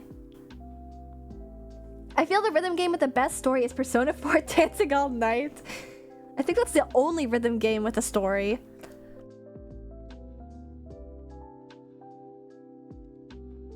I would also argue that Uma Musume doesn't count as idols. It's like...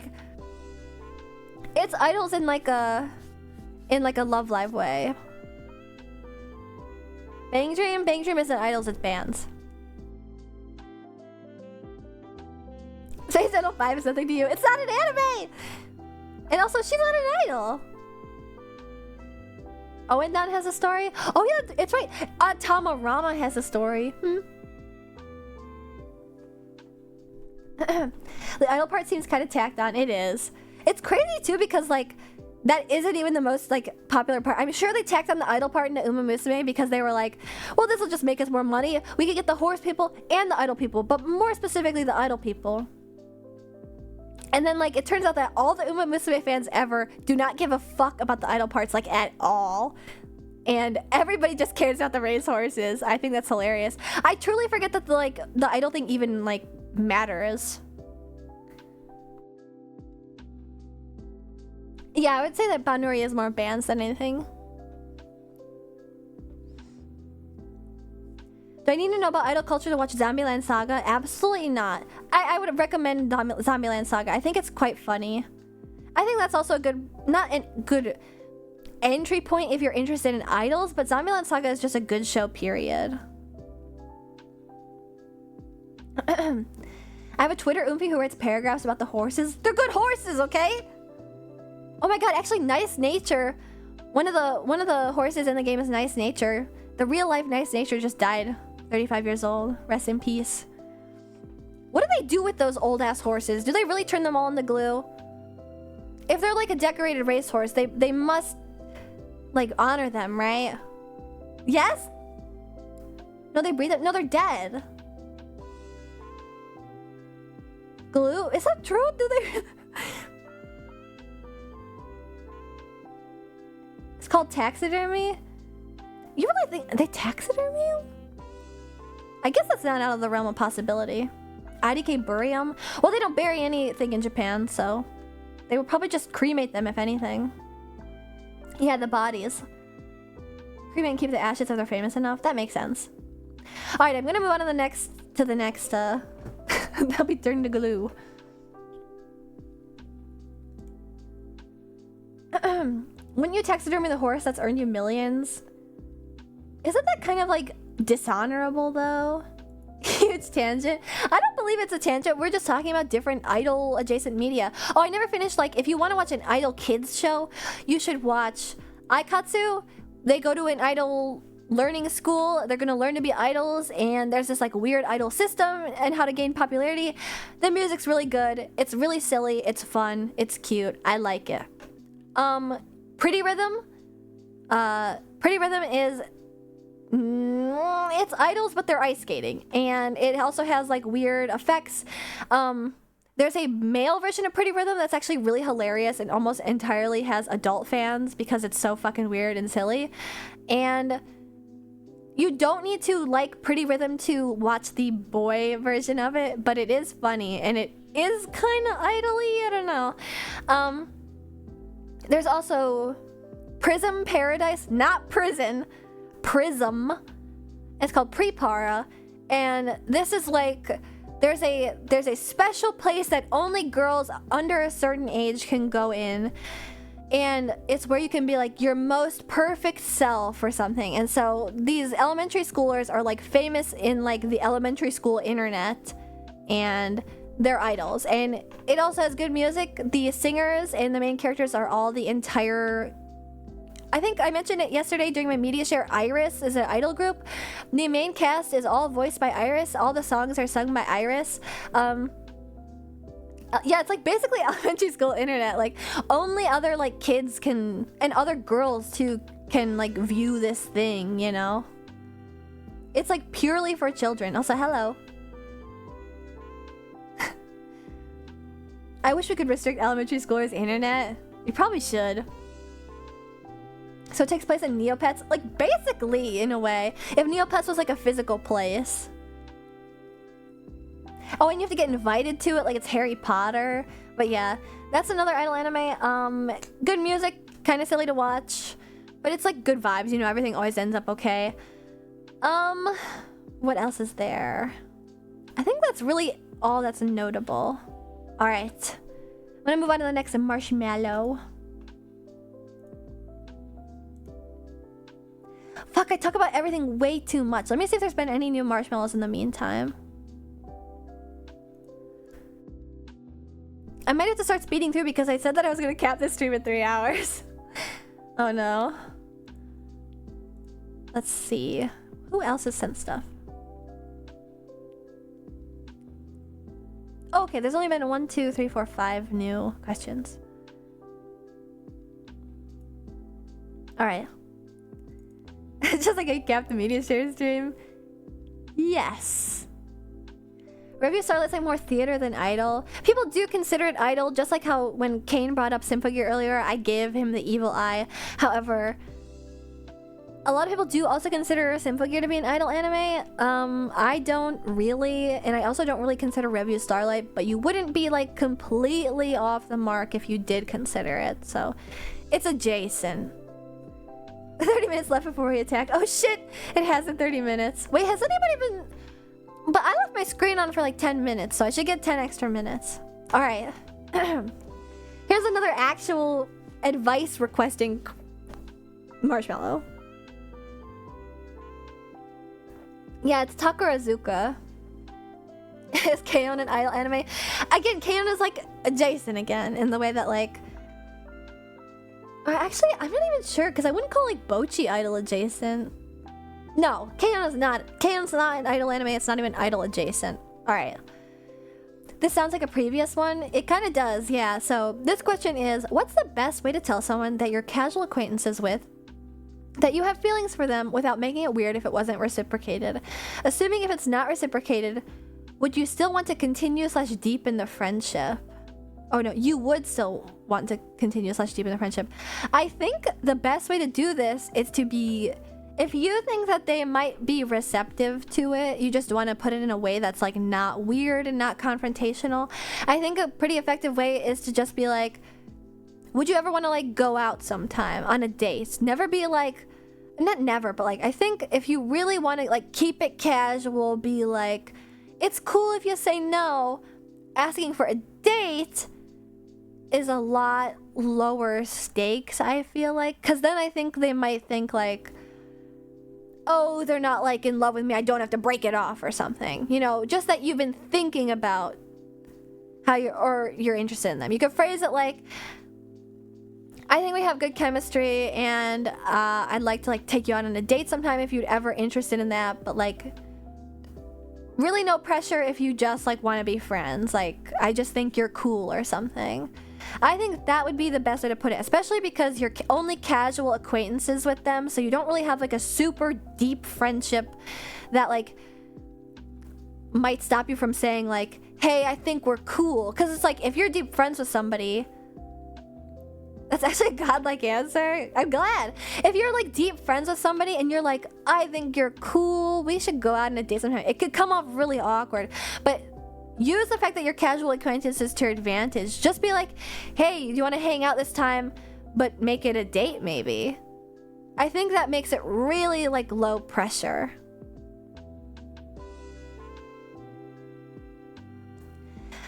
Get them to ask if you have a crush on anyone. Yeah, you. If they're not reciprocative. Yeah, you. That actually could be an interesting way to like subvert it. But you have to have like a really crazy poker face for that. Hey, I think you're really cool. I like you a lot. What is that from again? I don't know. I just know that little ditty. I think you need to have a conversation about your feelings with them and let them know what you think that you two should do. Excuse me, I had to burp. I've been talking too much, so I'm inhaling hair like a freaking Uma Musume horse. And let them know what you think you two should do. Like, should I let these feelings go or do you feel the same? I feel like something that would be good. See, I think that's like almost too intense. Like that's really putting them on the spot. And also, I think maybe making the jump of saying like, I have feelings for you can also start to put people off.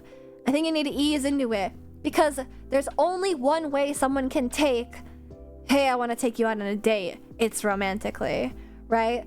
So to make the jump of like, by the way, I have feelings for you and I don't know if I should like snub these feelings in like some chuny way. I think it might be a little bit like, whoa, intense. That's just my opinion though. But I am a woman, so I don't know. Take it with a grain of salt or a chunk of it. That's my answer for that. That one was really easy and succinct. Good luck, chinchilla. You 100% def need Riz, and it really depends on how you know the person. Yeah. But I mean, like, they didn't ask me how to deal with no Riz. They didn't say, Ashen, I'm Rizless, I need help. Then it would have been a different answer, probably. Then it would have been like, give up! No, I don't know. Oh, I remember reading this one and being like, what the fuck? And also, I do not know how to answer this one, but I want to read this one out. Doc Marten, I got scammed by an online dating service. I'm pretty burned out on the dating and social scene right now, but I personally can't step away from it all. Do you have any suggestions? This is like so loaded. Why can't you step away? Scammed like how? I feel like I'm curious about that too because I can't imagine like what you could possibly pay for except for like Tinder Gold or something. Like, you know, is that what it's called? Tinder Gold? I know that you could pay for the fact to be able to, yeah, they could be talking to bots, but I think the biggest thing is probably don't pay for a dating service. Because when you say scam, I assume it's money. If it's just that you got catfish, that's really unfortunate. But yeah, I would probably like start off by like not paying any money for dating services. The only dating service that I would pay money for is Raya, and that's because celebrities are on there. But you have to like get approved for that anyway. Anyway, you probably won't even get a date with a celebrity either, so it's gonna be goofy anyway. But FarmersOnly.com took all my eggplants. I mean, I've always wondered, does Farmers Only require you pay? I kind of just assumed it was like Plenty of Fish or something.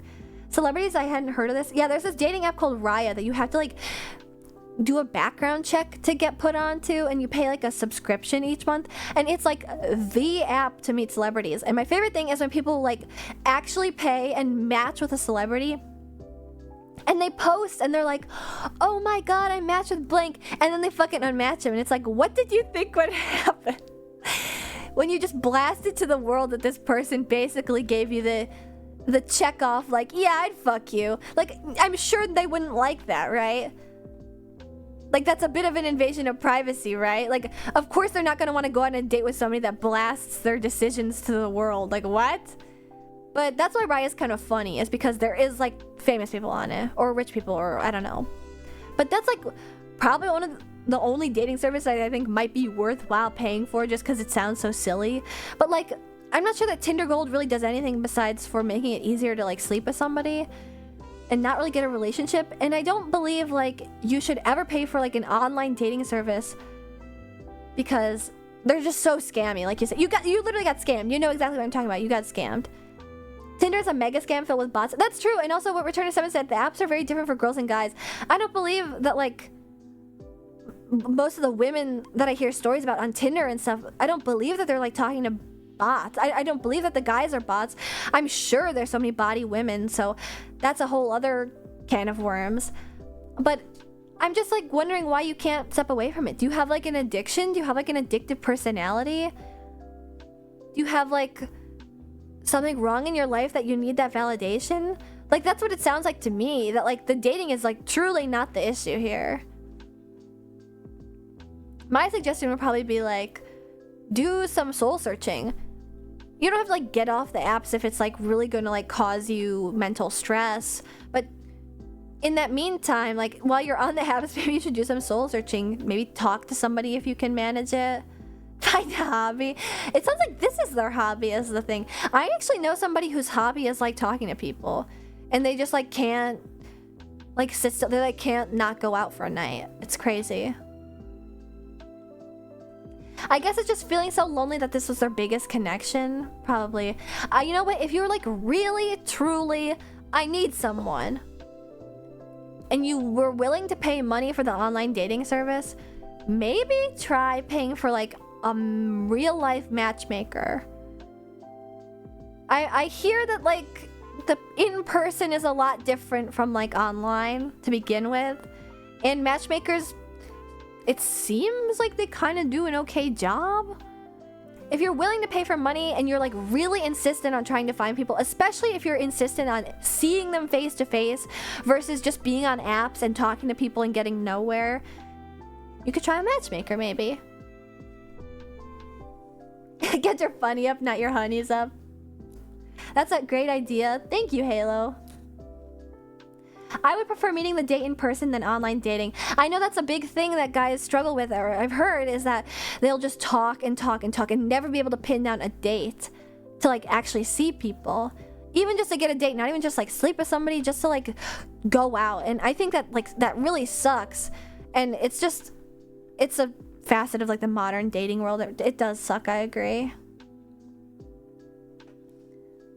Matchmaker, make me match. IRL matchmakers used to be your community members. It's an interesting history of matchmaking. That's kind of what I think I've like seen some media on it recently, and it seems like if you are okay with somebody that's like in your general area of where you live, if you're like, I know that personally, like one of the reasons why like I think I never really like let myself like anybody or date somebody when I was in school and college was because I was like, there is no possible way that my soulmate is here in the Midwest. Like, there's no way. So I would like limit myself, even though I'm sure there probably like was somebody that was compatible with me. I just like can't. I don't know. Like I put myself in that box too hard of like, even if I find somebody that I liked, even if I were to find somebody, I think I would constantly have this nagging thought of like, is this really all there is? Which is cruel, and I have never done that to somebody, but like, that's just the way that I think. So like, I would never let myself do that. But I know a lot of people are really insistent. They have the complete opposite, different opinion of me. Like, I'm definitely going to find the person who's in this, that's perfect for me because they're going to be in the similar situation to me. IMO, you can make soulmates. I agree with that. But you do need like the makings of it, you know, a foundation of some sort. And then you can get to soulmates. I agree with that.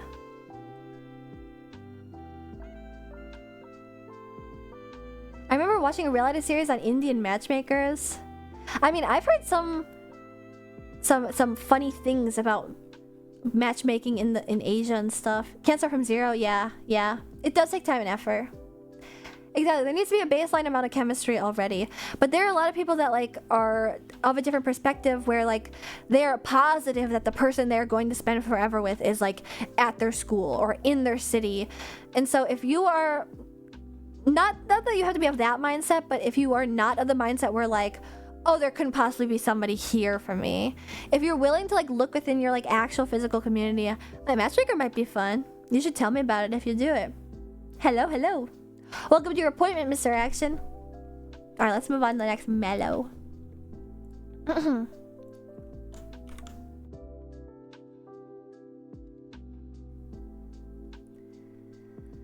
You gonna walk by without giving a meowdy? Well, I'm not a cat. My soulmate is under 4'3" and lives in Japan. She just doesn't know me yet. What? Who could that possibly be? Are you talking about something specific, or do you have a weird fetish?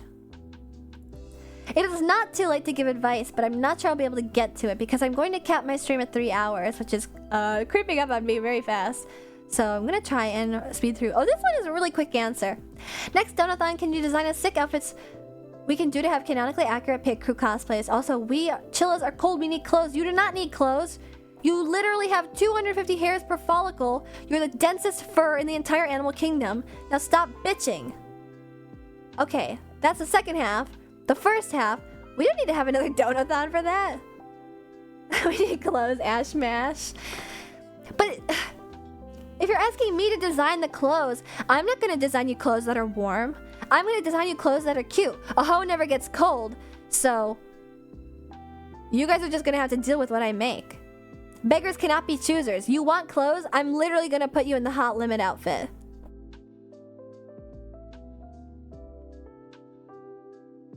You're literally gonna wear a gold bikini.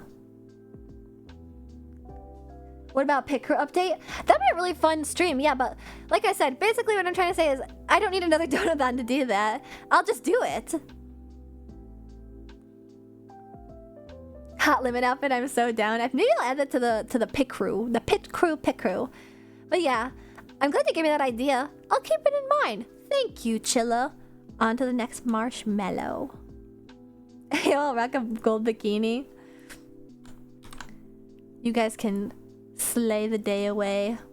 Oh, this one's not even a question. Lovely, lovely, lovely Chilla. I wonder which pit crew member this Chilla could be thinking of. What do you guys think?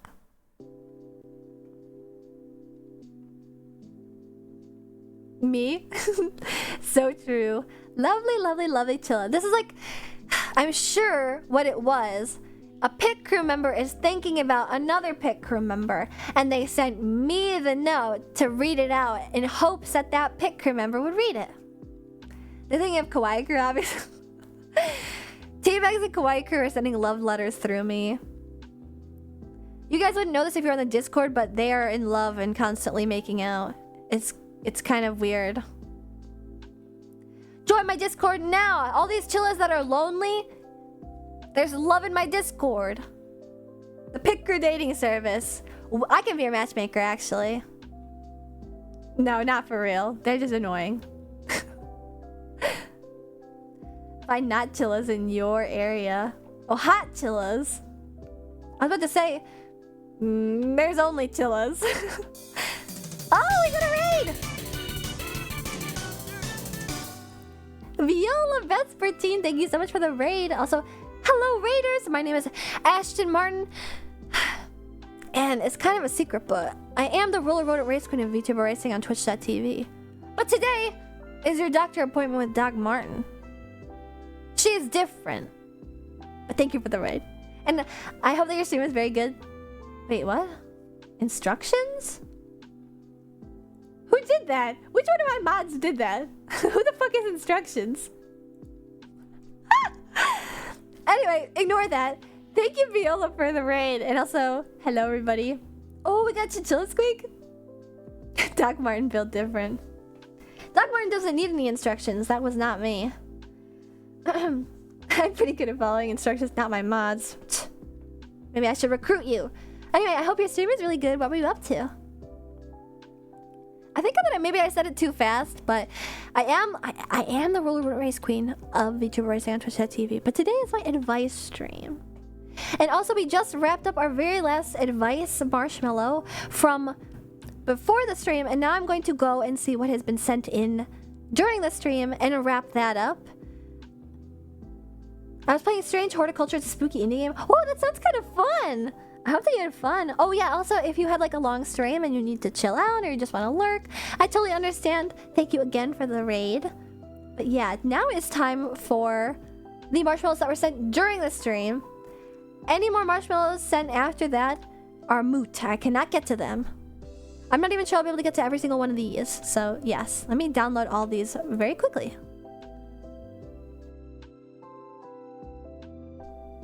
Oh my god, so many people. Oh, there's more that was sent since the last time I refreshed the page. Alright. Let us... Oh my god, one of these is really juicy!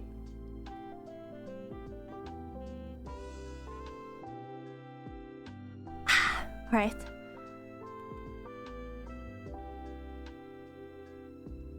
Okay. Wait a second. Which one am I looking at? There we go. Alright. I have all the new marshmallows. Lightning round. We have 15 minutes. Let us get started. Oh wait, actually I need to download them real quick. Alright. Sorry about this. We got, how many is here? 1, 2, 3, 4, 5, 6, 7, 8, 9 more questions. Not all of them requires... lovely, lovely chilla. Not every single one requires a super long answer, so I think we'll be able to get through them. Alright, marshmallows, delete. And then... let's do this. Yeah, one of these is cute! Alright. Aw, some of these are cute. I like when you guys send me like legitimate questions. I mean, I like the meme ones too, but... Alright. There, that, and that. Okay. Will this have a part 2 for part 3? Wait, what is that in reference to? Oh, also Mage Magic! Thank you for following and joining the pit crew. Welcome! And also, welcome to your doctor's appointment. This next marshmallow is... oh, lovely, lovely Chilla talking about Ash and Marten, the VTuber on screen. Thank you. I get embarrassed when I get complimented. Thank you. Thanks for supporting me and sending me a silly marshmallow. Okay, next one.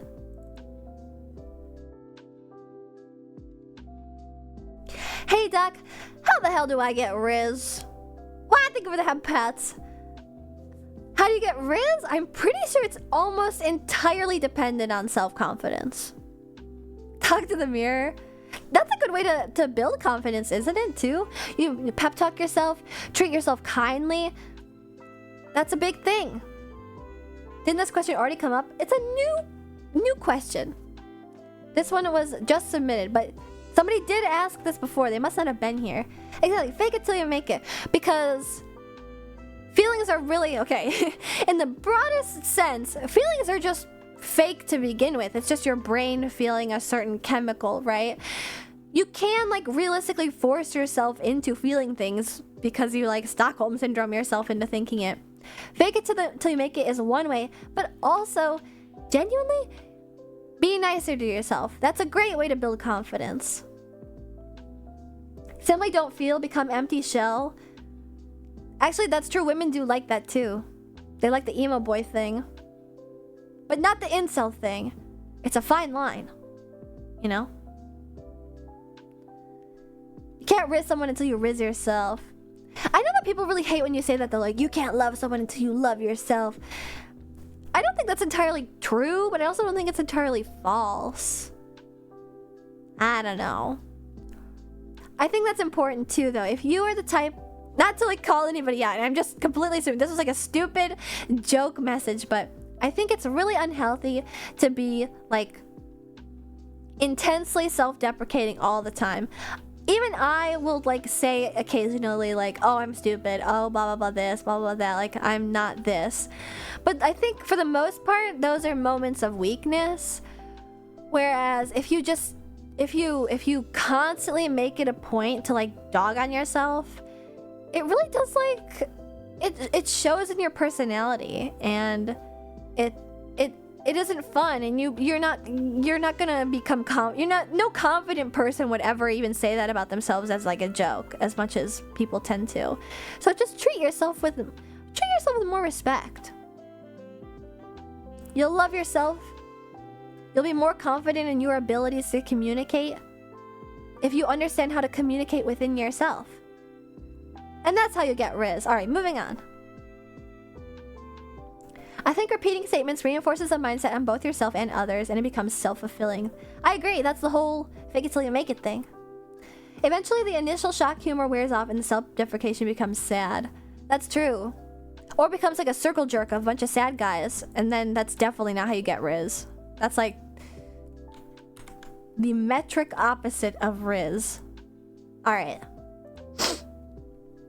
Next to Mellow. Any advice on staying motivated on long-term projects, even when you know the end result might not amount to anything? Example, writing a short novel even though you know people probably won't read it even though you spent months on it. Oh, this is hard. Staying motivated on long-term projects even when you know the end result might not amount to anything. I think if you are self-aware of that, you need to be able to find more meaning in it. If it's not going to amount to anything and that really bums you out to the point that you don't want to like stay motivated, maybe it's not worth it. Maybe that's bad advice, but like I feel like you shouldn't give up just because nobody is going to view something. I think you should probably do something like writing a short novel even though you know people won't read it. I think most people do that as a passion. Actually, that's not fair either though, because I don't want to be like, you should do it for yourself. Like, I can't deny that like validation from the outside is important and nice. Hello. So it's hard. There are other ways to motivate, like the drive to self-improvement. That's a good point. Like, so what if other people don't view it? Writing the short novel will make the next novel you write better. What are we talking about now? The question at hand. Advice on staying motivated for long-term projects.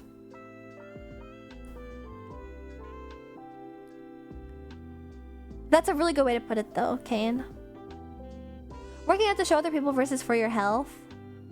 I don't think that like working out to show other people is necessarily all that bad, but I don't believe that it can be your only motivation because that's how you get burnt out. You need to find more than one meeting. And I think even if it's a passion project that sometimes you don't even care about people's opinions on it or if people will read it or view it or whatever, even that sometimes is not enough. I think that you need multiple avenues of motivation to continue something. The reason why I'm always motivated to do what I want to do is because I've very happily and luckily managed to cultivate a community that also wants to see the things that I want to see. So it's a double thing. If it was just me that wanted to see me put on an anniversary concert for my birthday, not my birthday, my anniversary, what am I fucking talking about?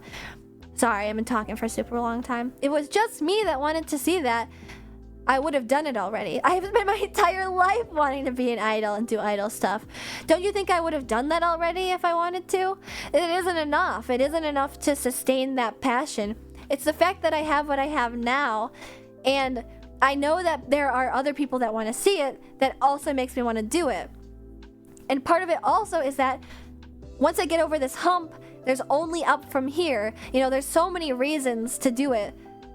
I think if it was just one of those reasons, like I didn't want to do the idol thing, I just wouldn't do it, you know? But other people wanted to, I just wouldn't do it. So it isn't enough sometimes to be passionate about something. And I think you understand that, and that's why you're questioning like what's the point then? If it isn't enough to be passionate and nobody's going to view it, there's still even more value in completing it. You will make yourself better for the next time you wish to do it again.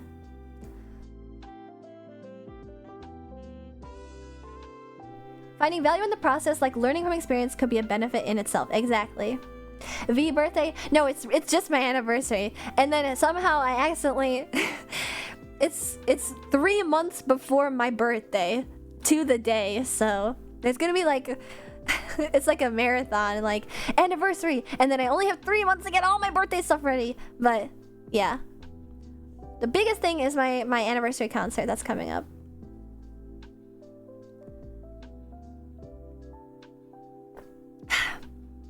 12th men's anniversary.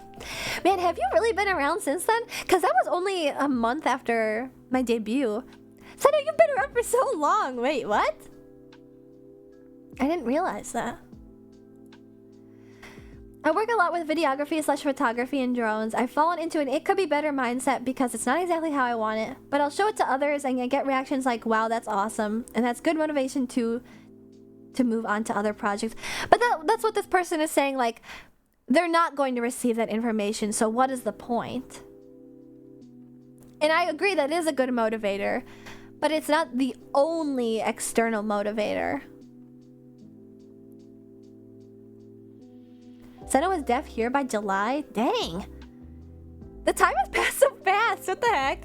All right, I'm gonna move on to the next one because I feel like I have managed to answer this as best as I could. I hope that answer gave you a little bit of help, motivation. I don't know. It's tough, but I think you should power through. If it's really something you love, I think you should do it. And you know what? If it's like you loved it at one point and now it's a burden,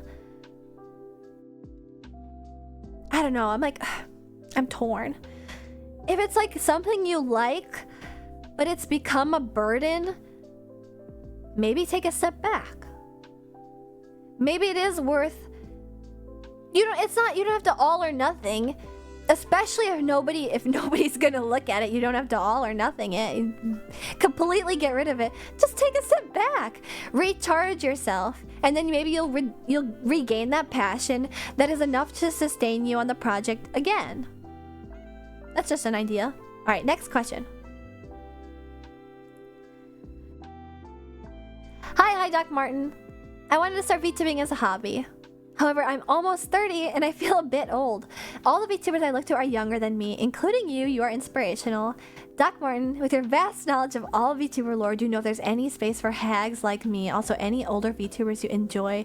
30 is so fucking young. I know you probably have heard that or you don't believe it or something. I'm telling you right now, I'm telling you as 21-year-old Ashton Martin, Doc Martin, who somehow has a doctorate at this age, 30 is like not old. You're not even 30 yet.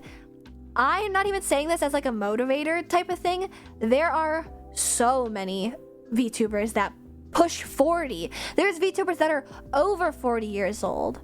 There's HoloLives that are over 40 years old. I'm not going to say who, but like, it's like, and I'm not trying to like laugh at you or belittle you either. Like, you are well within the right age to start VTubing. Well within the right age. Kafka Hack, thank you for following and joining the Pit Crew. Welcome. You could always say you're only 12.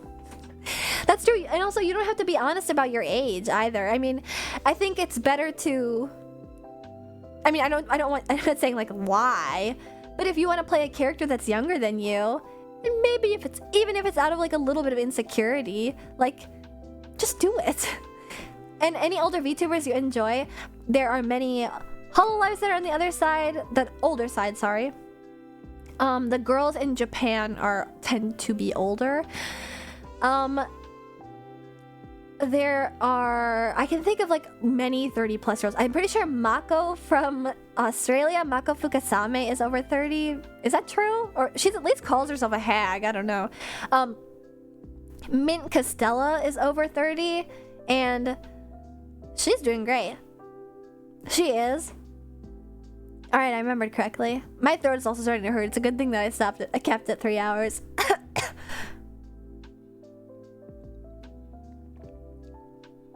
But yeah, I can name like so many VTubers over the age of 30, and quite a few of them are like corporate. So. Vesper Noir from Tempest is over 30. Let me think of all the Holostars boys. I'm positive Sheehan is over 30. I know Oga is over 30. Let's go down to the next gen. Roboru is over 30 now. Assel is not over 30. Assel's quite young, I'm pretty sure. And then Tenma is not over 30. Autodon is over 30. Korone is in her 30s. Like, 1 minute left. Oh no. No, let's continue at least by like 10 minutes or so. 10 to 15 minutes extra because I didn't even start my stream until 10 minutes in. So it doesn't count. And I'd like to get through these questions. Also, there's only 3, 4, 5, 6. Wait, how'd you know there was only 6 left? Regardless, there's a lot of VTubers that are over 30. I think I already said this. Vesper Noir. I'm pretty sure Shinri is also over 30 from Holostars. I can't say for sure though.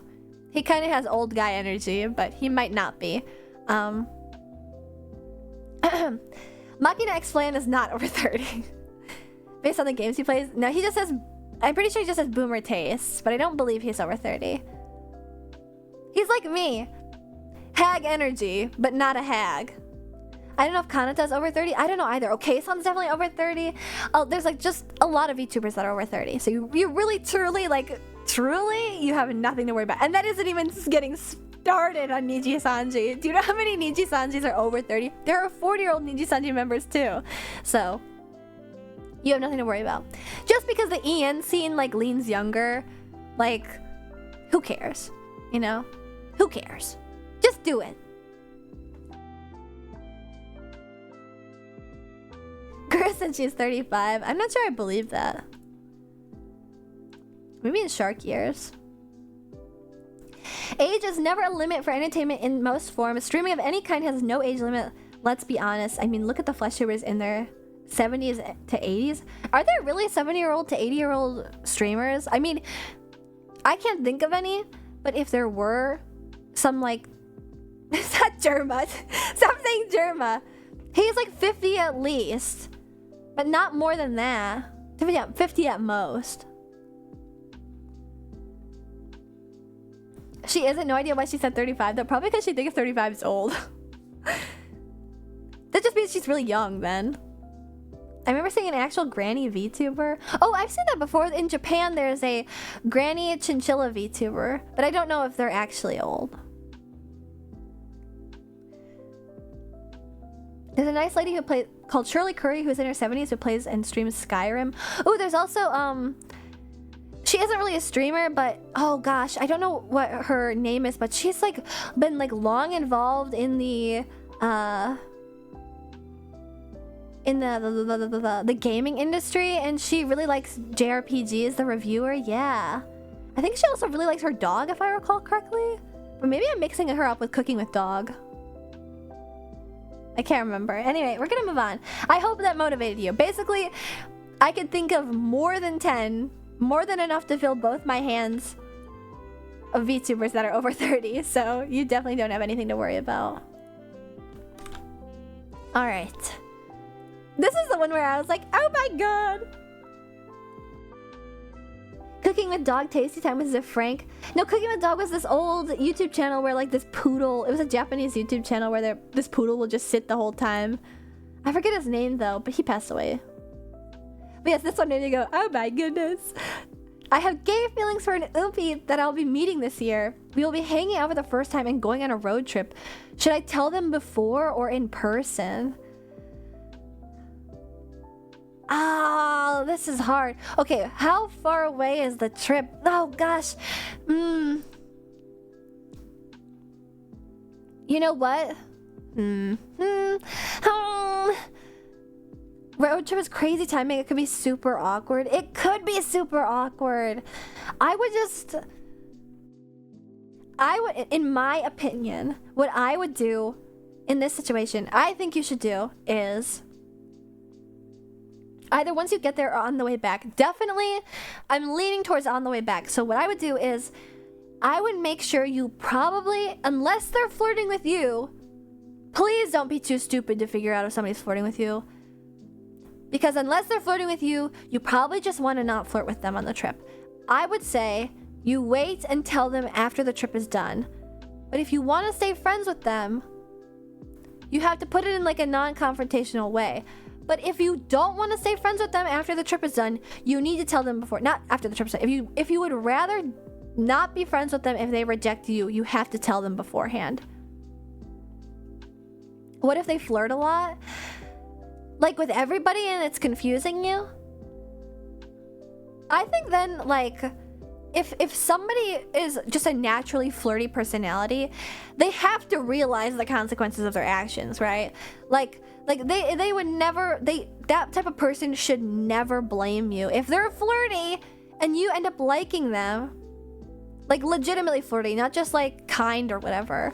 Like if they're the type that's like more physically affectionate than you're used to, or, you know, it's not that it's on them per se, but like it wouldn't be right of them to be like, ew, oh my god, no, I'm just like a physically affectionate person.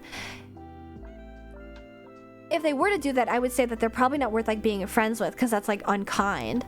But yeah,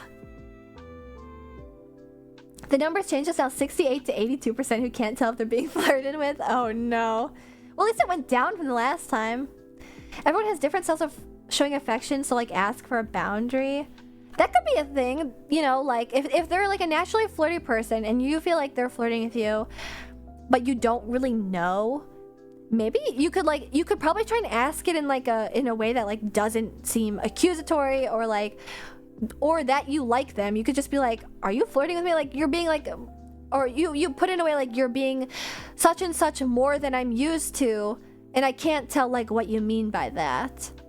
And maybe that will gauge like whether or not they actually mean it or something. Yeah, if you ask it playfully, it may make it easier to like get to an answer or be able to find the correct answer of whether or not to tell them. But it seems like you want to tell them, but you're just torn between before the trip or in person. I would say that if you really like this person so much that if they were to reject you, it would hurt you so bad, you can't go on the trip. Like you can't wait to tell them in person and then go on the trip. You need to tell them beforehand, like, just an FYI, like, I like you this much and we need to work it out prior.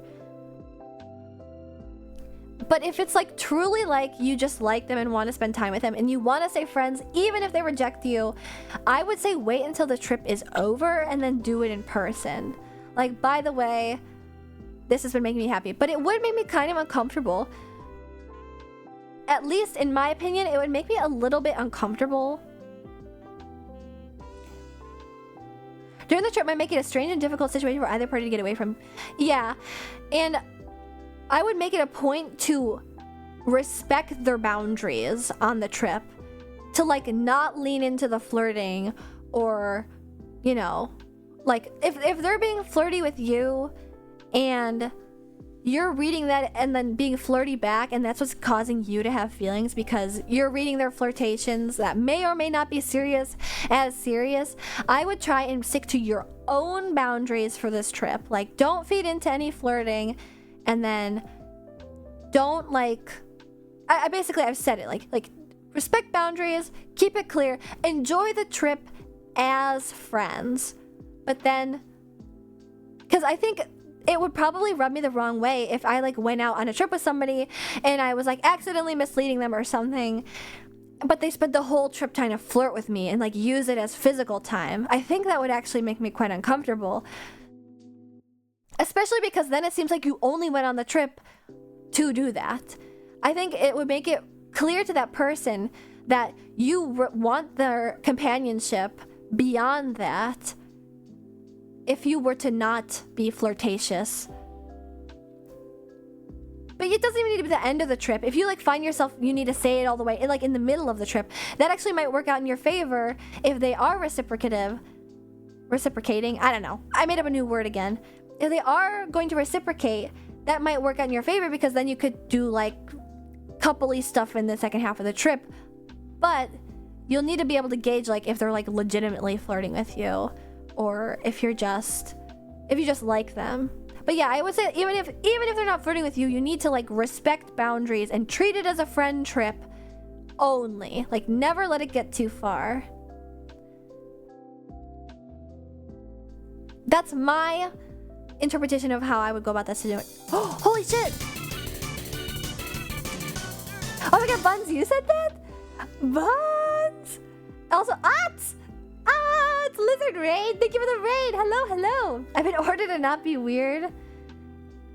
Yeah, if you're weird in this stream, you're gonna get institutionalized because today's stream is Doc Marten. Although, my name is Ashton Marten, and I am typically the Roller Rodent Race Queen of VTuber Racing on Twitch.tv. But today is a special day because it's your follow-up with Doc Marten. And we're doing a little bit of an advice stream. So yeah, although the advice thing has closed, we're just going over some last-minute questions. But thank you so much for the raid, Ots! Wah!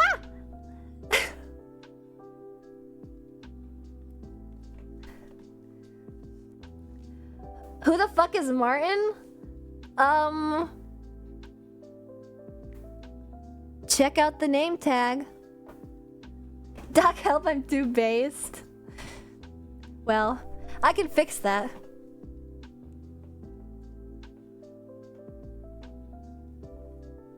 Martin Scorsese? No, E with an E. Anyway, we just got done selling some lavish shoes. That's so exciting.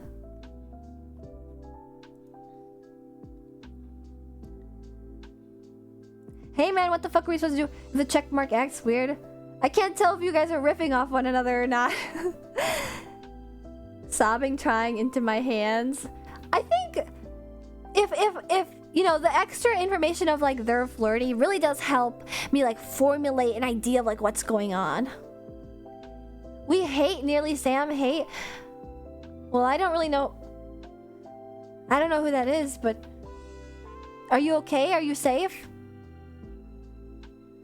Do you need help? You won't get that here. You will be institutionalized.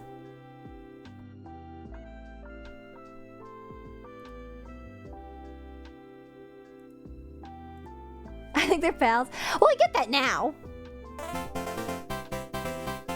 Fake Fred Smith, thank you for following and joining the pit crew. Welcome. Can I get a lobotomy? No, those are only for women. Sorry. Sam's cool, he plays Mecha Warrior. I know what that is. Cool. There's beef happening in the waiting room? Damn. Wait. You guys quiet down out there. We're not done. Actually, we did just wrap up. Maybe that's why you guys are getting rowdy. You guys have to stay in place in line, okay? The chillers are slamming into each other. Hey, stop that. Only I can do that. Oh, lobotomy? Are you thinking of a hysterectomy? I mean, no, but certainly you can only do hysterectomies on uteruses, and women with uteruses tend to get them. Oh, that was a joke? Ah. Interesting. Anyway, moving on. Well, I feel very awkward. I don't know. Uh-oh. Oh, shit. We are past 3 hours. Wow, my voice. Alright, moving on. Got a little too silly. Is cereal a soup? Yes. Because there is such a thing as... No, yes. Yes, there are cold soups and there are soups that are milk-based. Just because the contents isn't typical soup. Cereal is most certainly soup. Gazpacho is so good. What the fuck does it have to do? What is gazpacho? Is blended McDonald's fries a soup? No, that's my gosh, what is it called? It's potato bisque, actually. There's a difference. A bisque and a stew are not a soup. Gazpacho band cam, like from Chowder.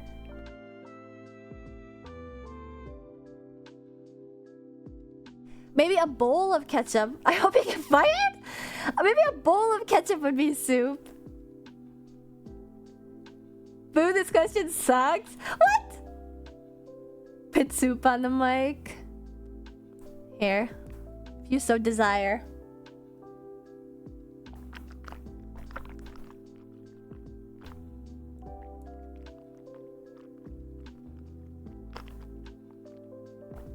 Mouth soup.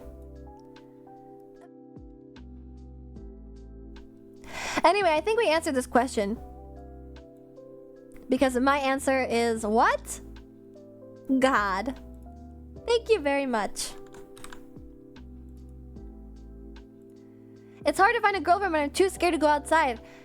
Hey, did you know that there's girls in your computer? You should check those out. Oh! Finally. I hate wearing my sunglasses indoors. Fake girls? Well, you don't know that until you try. I'm checking one out right now. No, don't click those ads.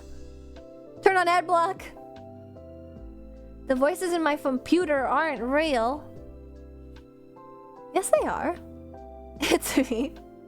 There are no girls on my computer because there are no women on the internet. That can't possibly be true. I can count a few.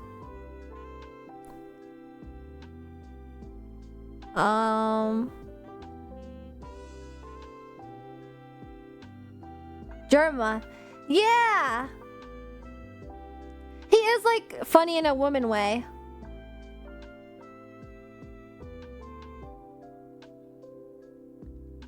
We're all just sweaty nerds catfishing. You get your woman license revoked if you end up if you start a woman and you go on the internet, it gets revoked. The answer to everything isn't Germa. That can't possibly be true. Funny in a woman way, you wouldn't get it. I knew you wouldn't get it.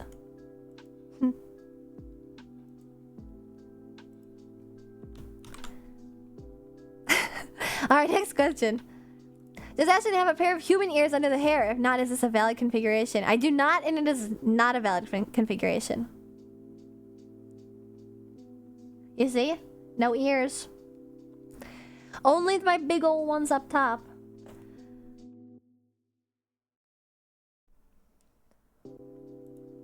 German is funny in a goblin way, or women equal goblino? Yes. You're only just figuring that out?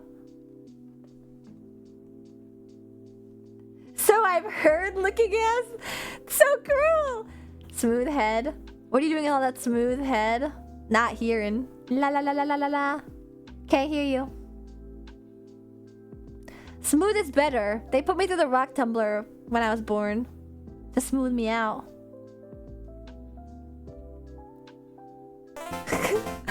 Goblin D's nuts. Oh Jesus. Hawk and Veteran, thank you for following and joining the pit crew, and also welcome to your appointment. Women are always on goblin mode, right? Like, we're literally biological hunter-gatherers. That's like exactly what a goblin does, doesn't it? Born into an angle grinder? Cut to perfection? You mean like a diamond? Oh, why thank you. Alright, next question. I don't know if there's any real questions. Oh wait, the next one's the last one. Alright. It's Pride Month now. How do I signal to other women that I'm a rainbow person? There's definitely a uniform you could try out. No, a goblin eats shrooms and cave fish and smells. I think I just discovered something new about myself. I do those things. Oh no. Oh no. Hey, wait a minute. I feel like there's a question missing here. Did you send one and I miss it? Uh-oh. Any advice? Blah, blah. Nope, nope, nope. Unless it just got sent. Yeah, wear Lily. Wear the specific shoelaces that they made in that reference in that Tumblr post. New Vegas gets you a girlfriend 100% if you are female. Oh, I have to play New Vegas was in reference to the last question. Is that true? Is Fallout New Vegas really lesbian culture? Doc Martens, that's true. I don't know anything about... How would I know anything about this? I'm not gay. It's true, trust. I mean, like, this is the most... broad. I mean this in the most... How do I phrase this correctly? In the most allied way possible. I feel like... most of the women that I see that like Fallout New Vegas are trans women. There's something about it that's like trans culture. You know what I mean? Does that make any sense? It's true? No? Also true? Interesting. All of my trans girlfriends are obsessed with Fallout. See?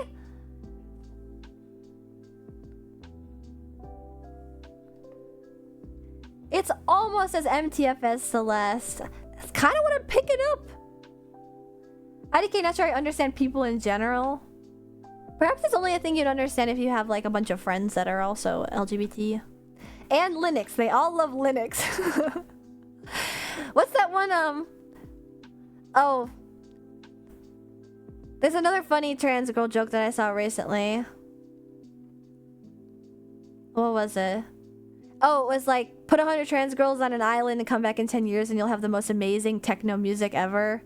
I think that's what it was. Bandana Code is Metal Gear Solid Guide?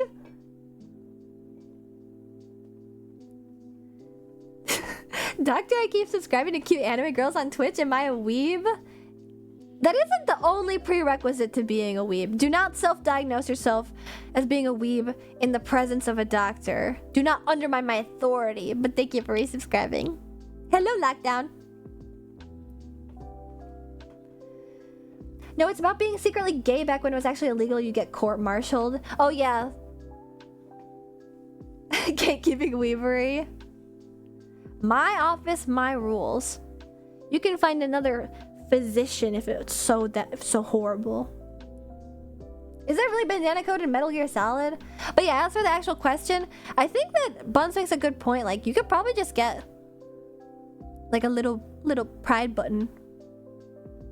But also, are you sure that women don't already know? I feel like it's always like funny like introverted lesbians that like are like, I don't look like a lesbian, and it's like, I don't know.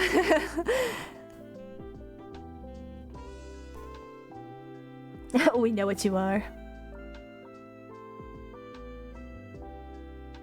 And I don't even know how to describe it. Perhaps it's the gate. Why did I say that like your horse is? There isn't even one defining feature or fashion.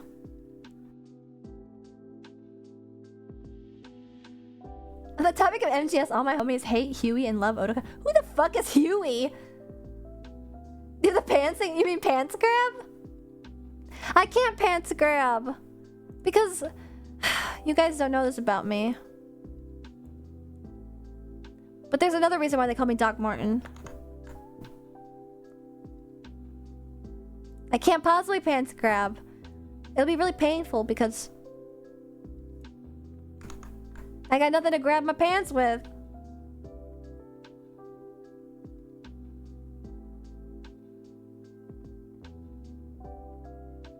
But I do look fly as fuck though.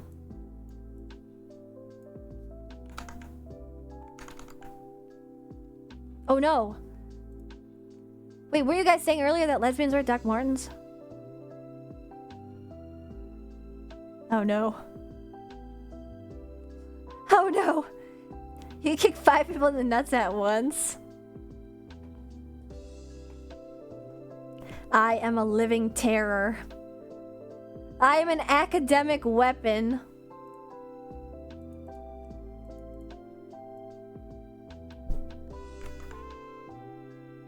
Five girlfriends. One boot for each of them. I stole them as prizes.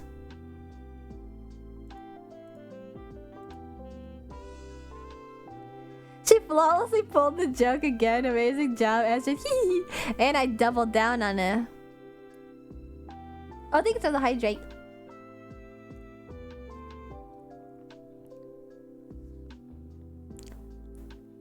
Wait, my right boot is so jiggly. It's like about to fall off.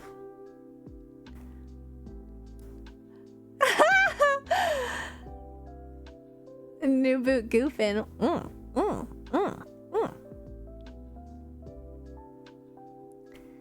Y'all see the boot to the head I have? Boot to the head. That's peak British humor.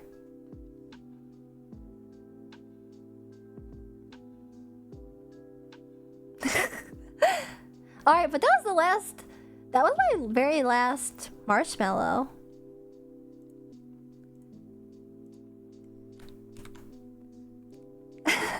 Thank you for the stream. That's my streamer. Well, I think somebody earlier was like, that can't possibly be the last one. Am I missing a... A marshmallow? Let me refresh. Can't believe you didn't answer my question? What? I answered every single question that I got. I have a question. I'll take one question from the peanut gallery. The Pick Group peanut gallery. Just a single one. Oh, actually there is one more. I'm not sure I can answer this one. It was the first one I sent, and I sent a second one, and the second one got answered. Really? I answered every single one that came through. So maybe it didn't come through. All right. Well, let's see this very last one.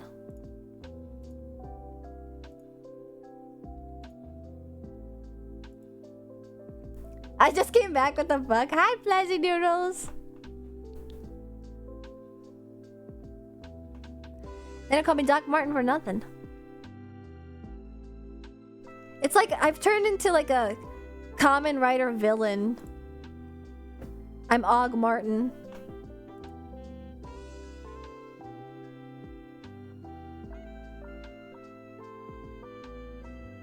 Yeah, I need to make this a GIF so next time that I have a Doc Marten stream I can go.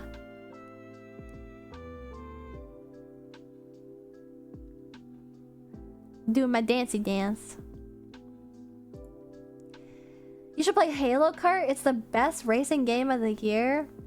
GIF? Yeah, I say GIF. There's nothing wrong with that. I said exactly how the creator intended.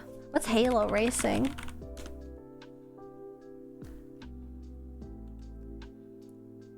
Wait, do you mean like... Kamen Rider villain? Bro, why is that accurate, right? Isn't it accurate? Ash Mash is in a bar and slaps your girl in the dumpy. What do you do? Attend the girlfriend's funeral? Like I eviscerated her in one smack? I'm A-Train.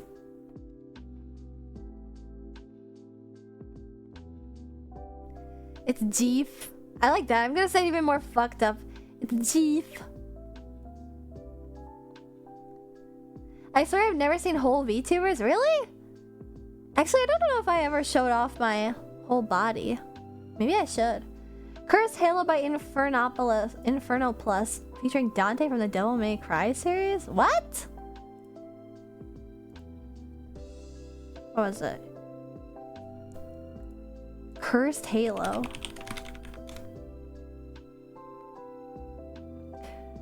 Oh, it's like... Oh my god, it's Halo! Like the... I don't know why I thought it was not Halo. It's a Halo mod. Is it fun? I'll play any racing game if it's fun. Chinchilla will be the #1 racing game ever when it releases. I feel like it'll actually get like...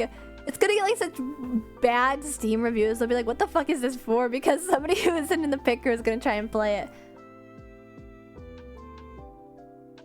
You gotta check out Inferno Plus. You gel super well with his brand of humor. I'll have to look him up.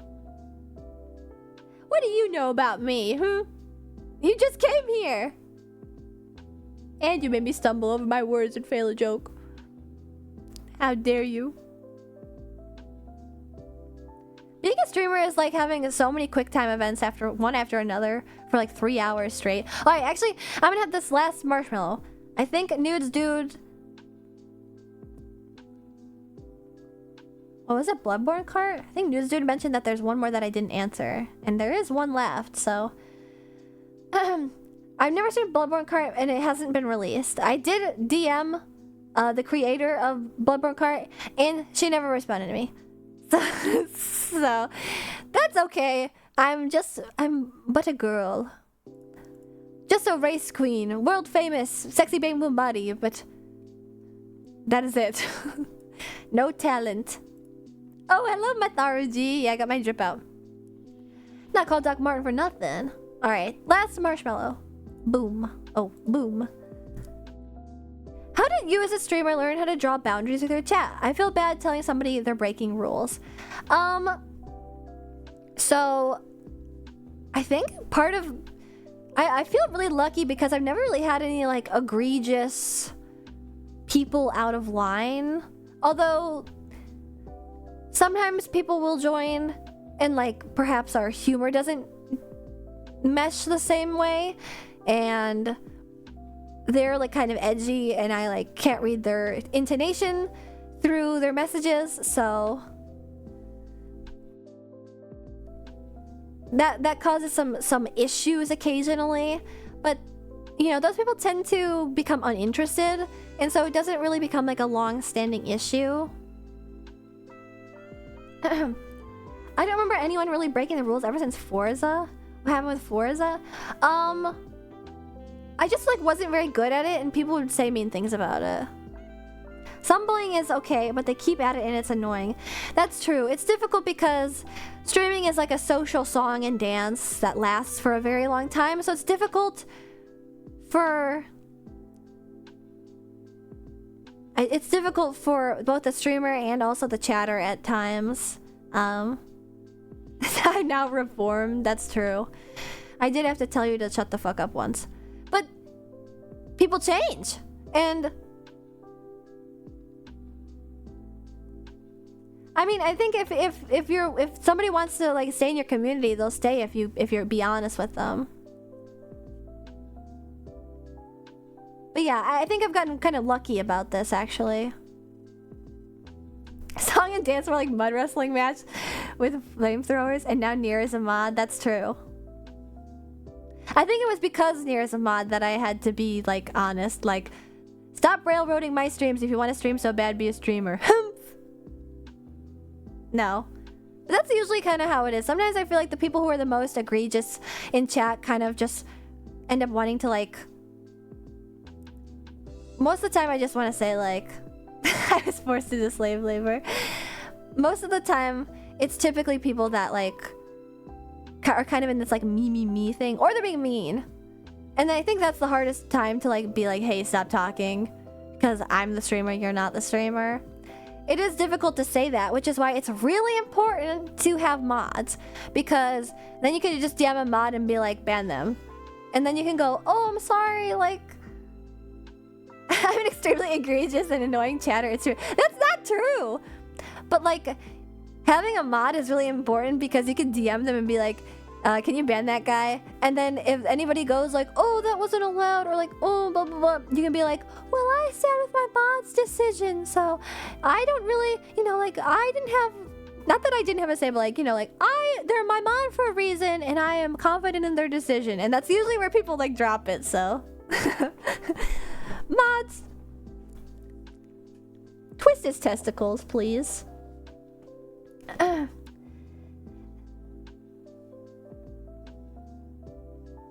I watched 39 Daff and she does not give a fuck and I love it. She's like, ban that guy right there on stream. I wish I had that confidence. Mods! Spinal cord sword that motherfucker. No, not the testicular torsion. But yeah, if somebody really is breaking rules, I think the best way, you know, hurting chat is like hurting toddlers. Unless they're being like an asshole and mean. If they're being mean, tell them to shut the fuck up and leave because it's your stream. Be like, fuck you. But if they're just like being like, if they're just like unintentionally, like they can't, it's obviously can't read social cues or something, or they're like having a moment or something. You can say like, I don't know. I think the whole part is having trouble speaking up, right? But yeah, treat them like they're babies, basically. Hi, Dr. Dreads. No, hurting toddlers, like shoo, go that way. And also hurting them if need be. Stop being annoying in my chat! Shake them real good. 2 doctors, this is dangerous. Takahashi Tice, thank you for following and joining the pit crew, welcome. And also thank you for the head pets. Hey! Hey! Unhand me. I'm a professional. Hello! What boundaries does this person mean to? That's important too, because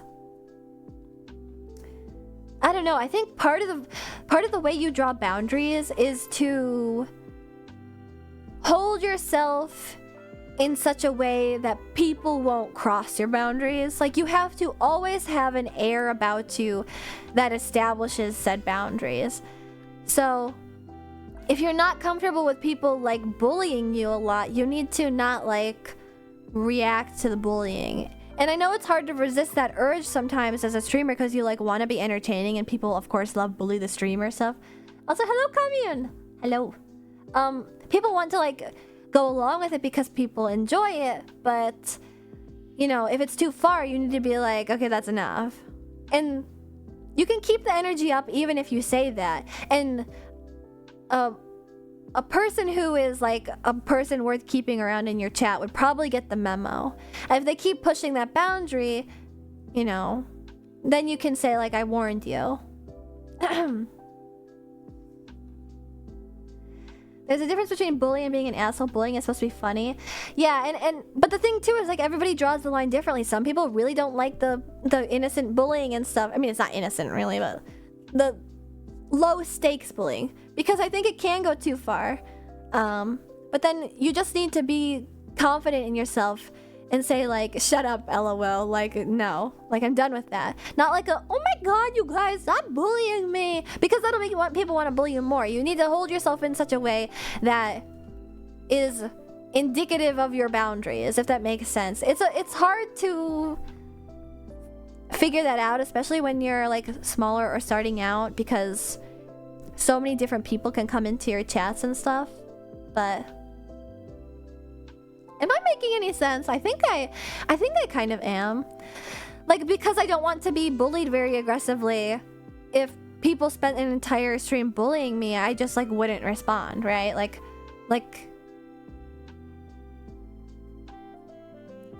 I think there's a way to like silently draw the line, and if people keep pushing it, that's when you are going to bring up the breaking rules thing. And I know it's hard to do, but your space is your space, so you have to take control of it, or else you don't want your chat to control you, really. You want to control the space that you're curating.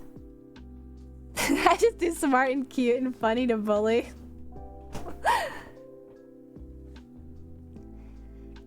Can't believe I got 3 drops of soup for dinner today. Ashton's feeling merciful. Oh, you mean the motor oil? Where did you get that soup?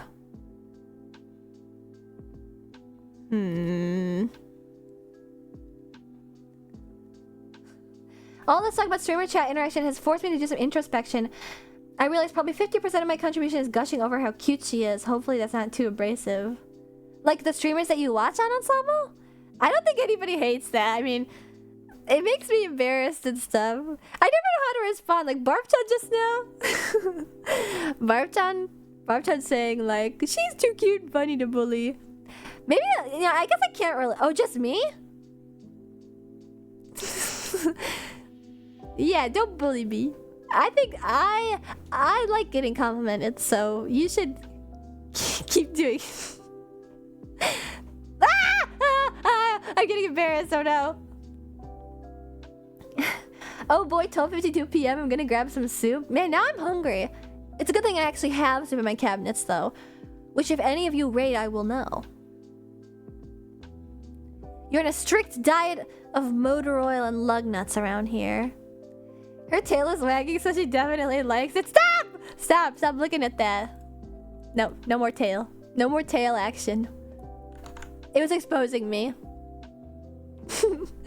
Bullying Ashley by making her embarrassed with compliments. Honestly, not to be like, compliment me more, but like, it's kind of one of the only things that I'd like have difficulty dealing with. I can tend to play off most other things, but I mean, I don't want to play off compliments because it's like, I want to make sure you know that I thank you, but also it's embarrassing. But yeah, anyway, that was our actual last discussion question with Doc Marten. Talented streamer. Well, I don't believe you. You've been cynical ever since you got here.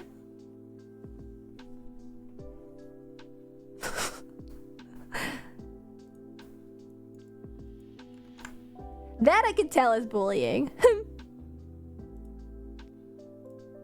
She needs to shift it to Suba. Hey, whoa, that was genuine.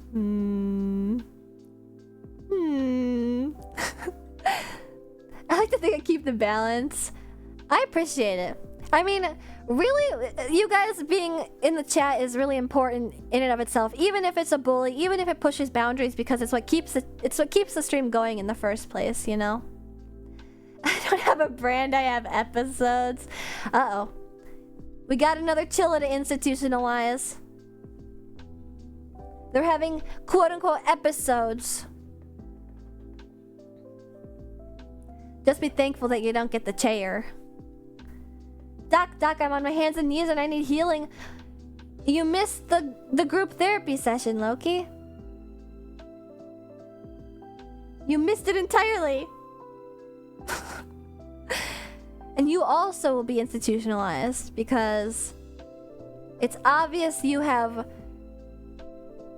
personality defects such as lateness that need fixing.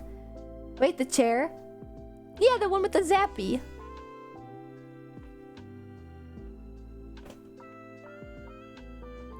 I'm NGL, lol. Sometimes when chat is slow during longer streams, I really just say dumb shit for Ashton to read so there's stuff in chat. Fuck, you guys are like giving me a handicap. Like, ah, shit. My streamer can't form an original thought. I need to chat. Went to Doc Marten and she institutionalized me and put me in an electric chair. 0 out of 10. This doctor sucks. What? I can't believe you guys wouldn't be thankful to be put permanently living with me. I'm your streamer. Street Fighter 6 just dropped? The one with the feet? I thought it was already out already. My streamer can't possibly be addicted to this malpractice. You haven't even seen the start of it. Malpractice here at Doc Marten? OSHA violations at the racetrack? It never ends. She's not wearing the coat, she's not a doctor anymore? Look, I had to take the coat off because it cuts off at my waist. It's just really short and it's a little embarrassing. And I had to show off my Doc Martens. And these Doc Martens.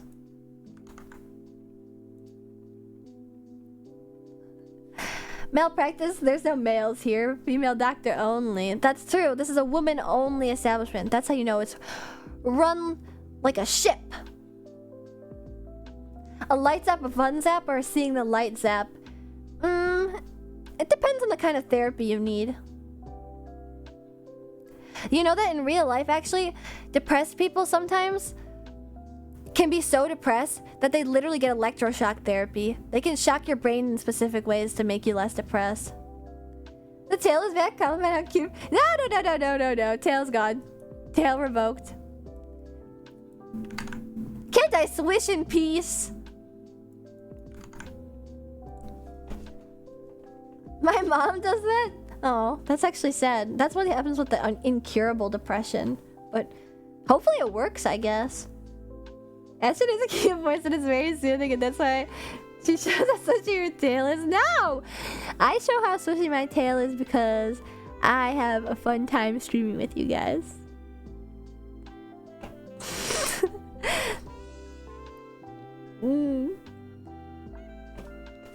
That's embarrassing. I was watching the new Spider-Verse movie. Didn't mean to be that. Okay, that's valid. I take it back. That's a valid reason to be late. Streamer likes us. No! Chair. To the chair. I know her tail going crazy. Oh, it's like those videos that gets posted in my Discord where they like go. I'm swishing like crazy. Although I'm pretty sure that chinchillas do that when they're like kind of pissed off too. She doesn't administer it, she authorizes it. Oh, I thought that your mom was getting the electroshock therapy. Jeez, I could have made a really evil joke, but I chose not to. So gracious. I can hear her tail wagging and hitting everything around her. Do it now.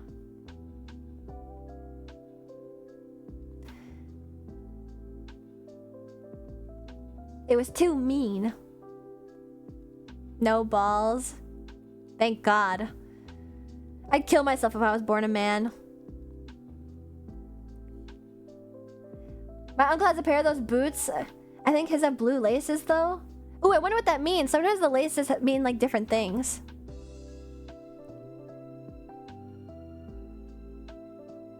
Alright, Alrighty, Duck. Thanks for the treatment. Gonna head off now. Where's my candy? I can give you this lug nut.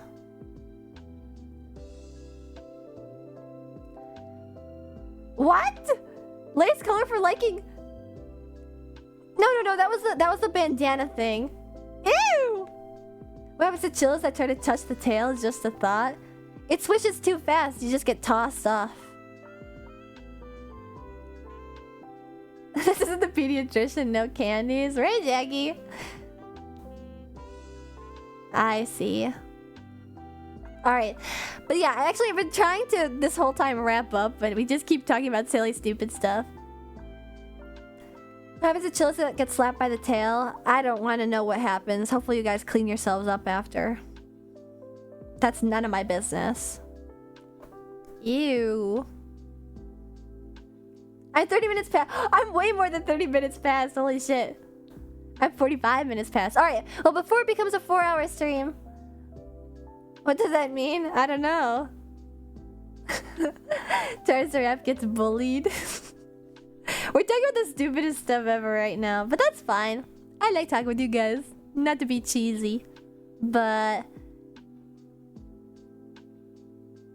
we can chit-chat in Discord. We probably will end up chit-chatting in Discord. Alright, I think I'm gonna try and wrap up my stream now. Alright, let's see. What is it that I can wrap up with? Yes! Let me get out my, my memo pad and write you a prescription.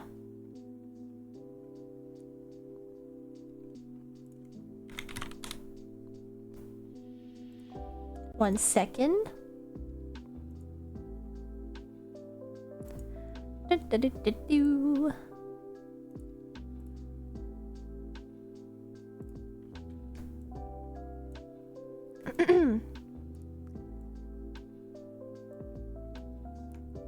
Ah, yes. We're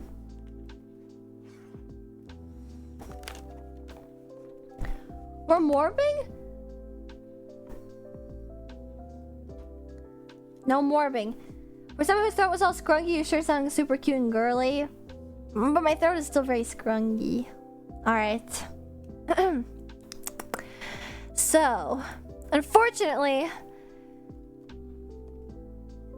this place is what is technically called a panopticon. I'll write it out for you. You can Google it in the computer lab later. Panopticon. See? While you were watching me in the lecture hall, the peanut gallery, the group therapy room, I was also watching you.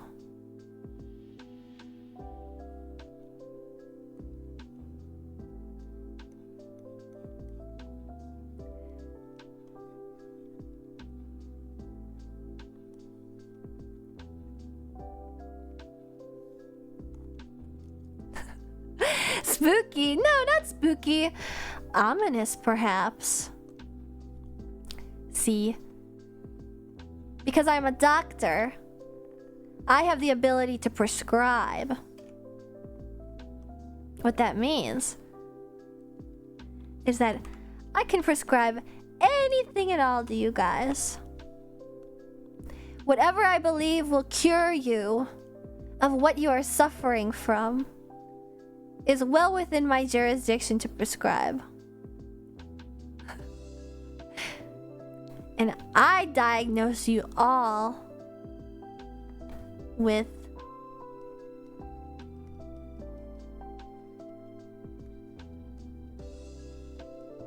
Chillabrain. And the only cure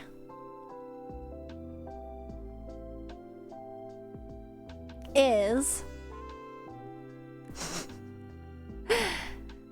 100 milligrams of morphine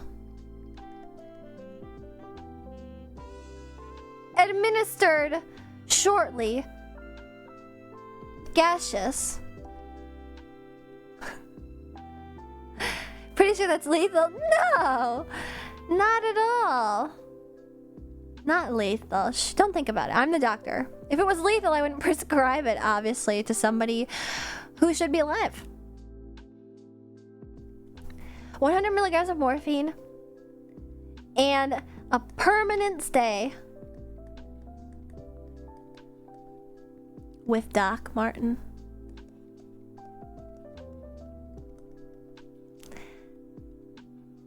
How do we feel about that prescription?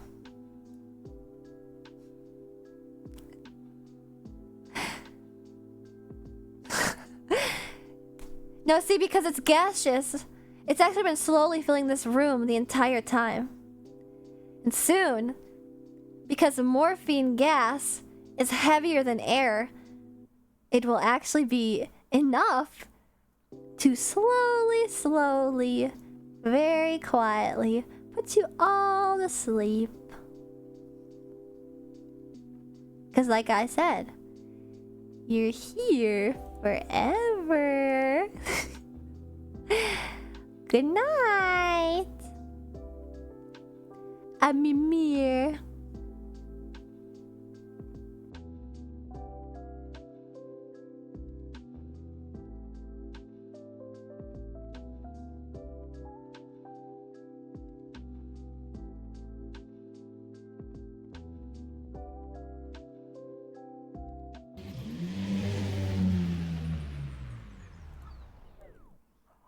Oh, wow, that was weird. What a crazy dream.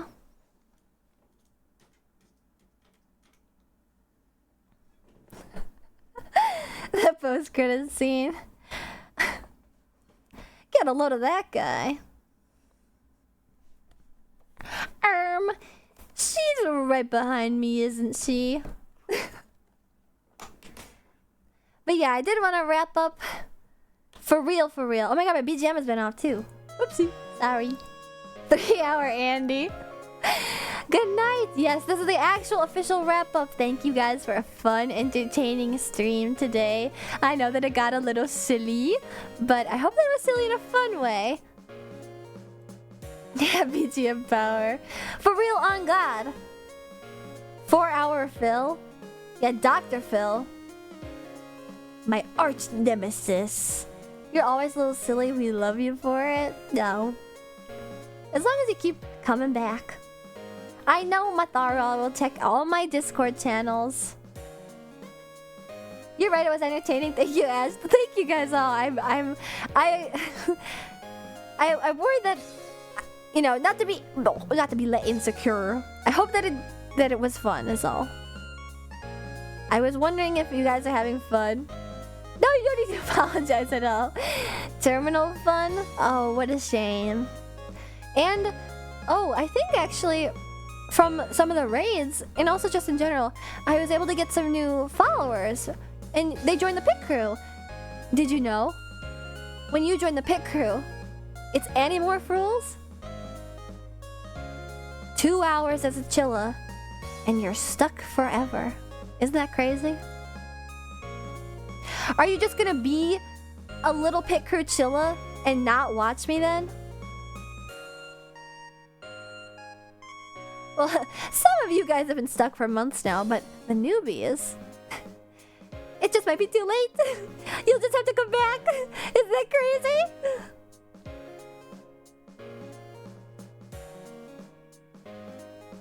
Dang it, I missed the stream. Oh, being motive.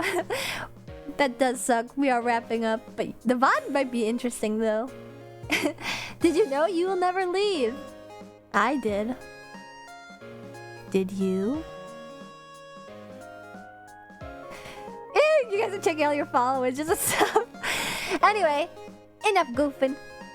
Thank you guys for coming to my Doc Marten stream today. That I hope that I gave you guys some useful advice. I had a lot of fun discussing both the silly stuff and the fun stuff. Holy crap, sandpipe bomb. We'll keep watching because streamer is cute. I'm glad. I hope that my silly try-hard humor didn't put anybody off. I always get worried. Alright, let's find somebody to raid. Streaming is hard, okay? It almost broke into another anime rant. It did break into an anime rant. Ooh. Let's raid our friend Soli. But I get to say hi to though Ashton. Thank you for stopping by. Even if it's just a moment, I really appreciate when everybody stops by just to say hello. Alright, let's get the raid set up. Alright. We're gonna raid Soli because my friend Soli, who is very cute and funny, is playing, I don't know. It's her donathon. I don't know why I said playing. It's a donathon, and there's a lot of stuff going on, and I'm sure it'll be a very fun time. They're AFK, are they? Never mind. Uh-oh. I didn't check. Never mind.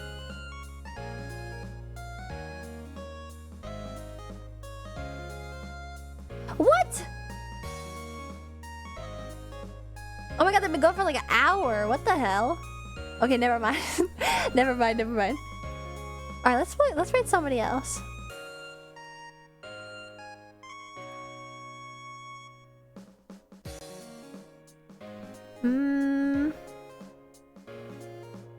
Uh-oh, now I don't know who to raid.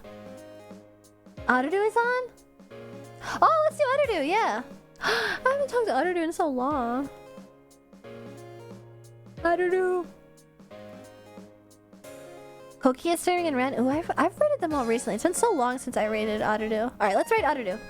For real, and she's actually on, right? Alright. Arudu Rosario. Alright. I found your channel through her, actually. Really? I'm happy. I love that little vampire. Alright, let me just do my whole little spiel yet again. Oh, and also to everybody who's new, thank you so much for joining me today. Oh yes, make sure you copy the raid messages if you are a part of the Pick Crew. You can copy the raid Pick Crew message. If you are a sponsor, you can copy the raid sponsor message. It has an emote in it, so feel free to copy that and share it when we raid Arudu today. Thank you for a successful Doc Marten stream today. I had a lot of fun talking. I've said that for like the 4th time in a row because I always say the same things at the end of my stream and I'm running through the checklist in my head. What else is there? I love you guys. I had fun.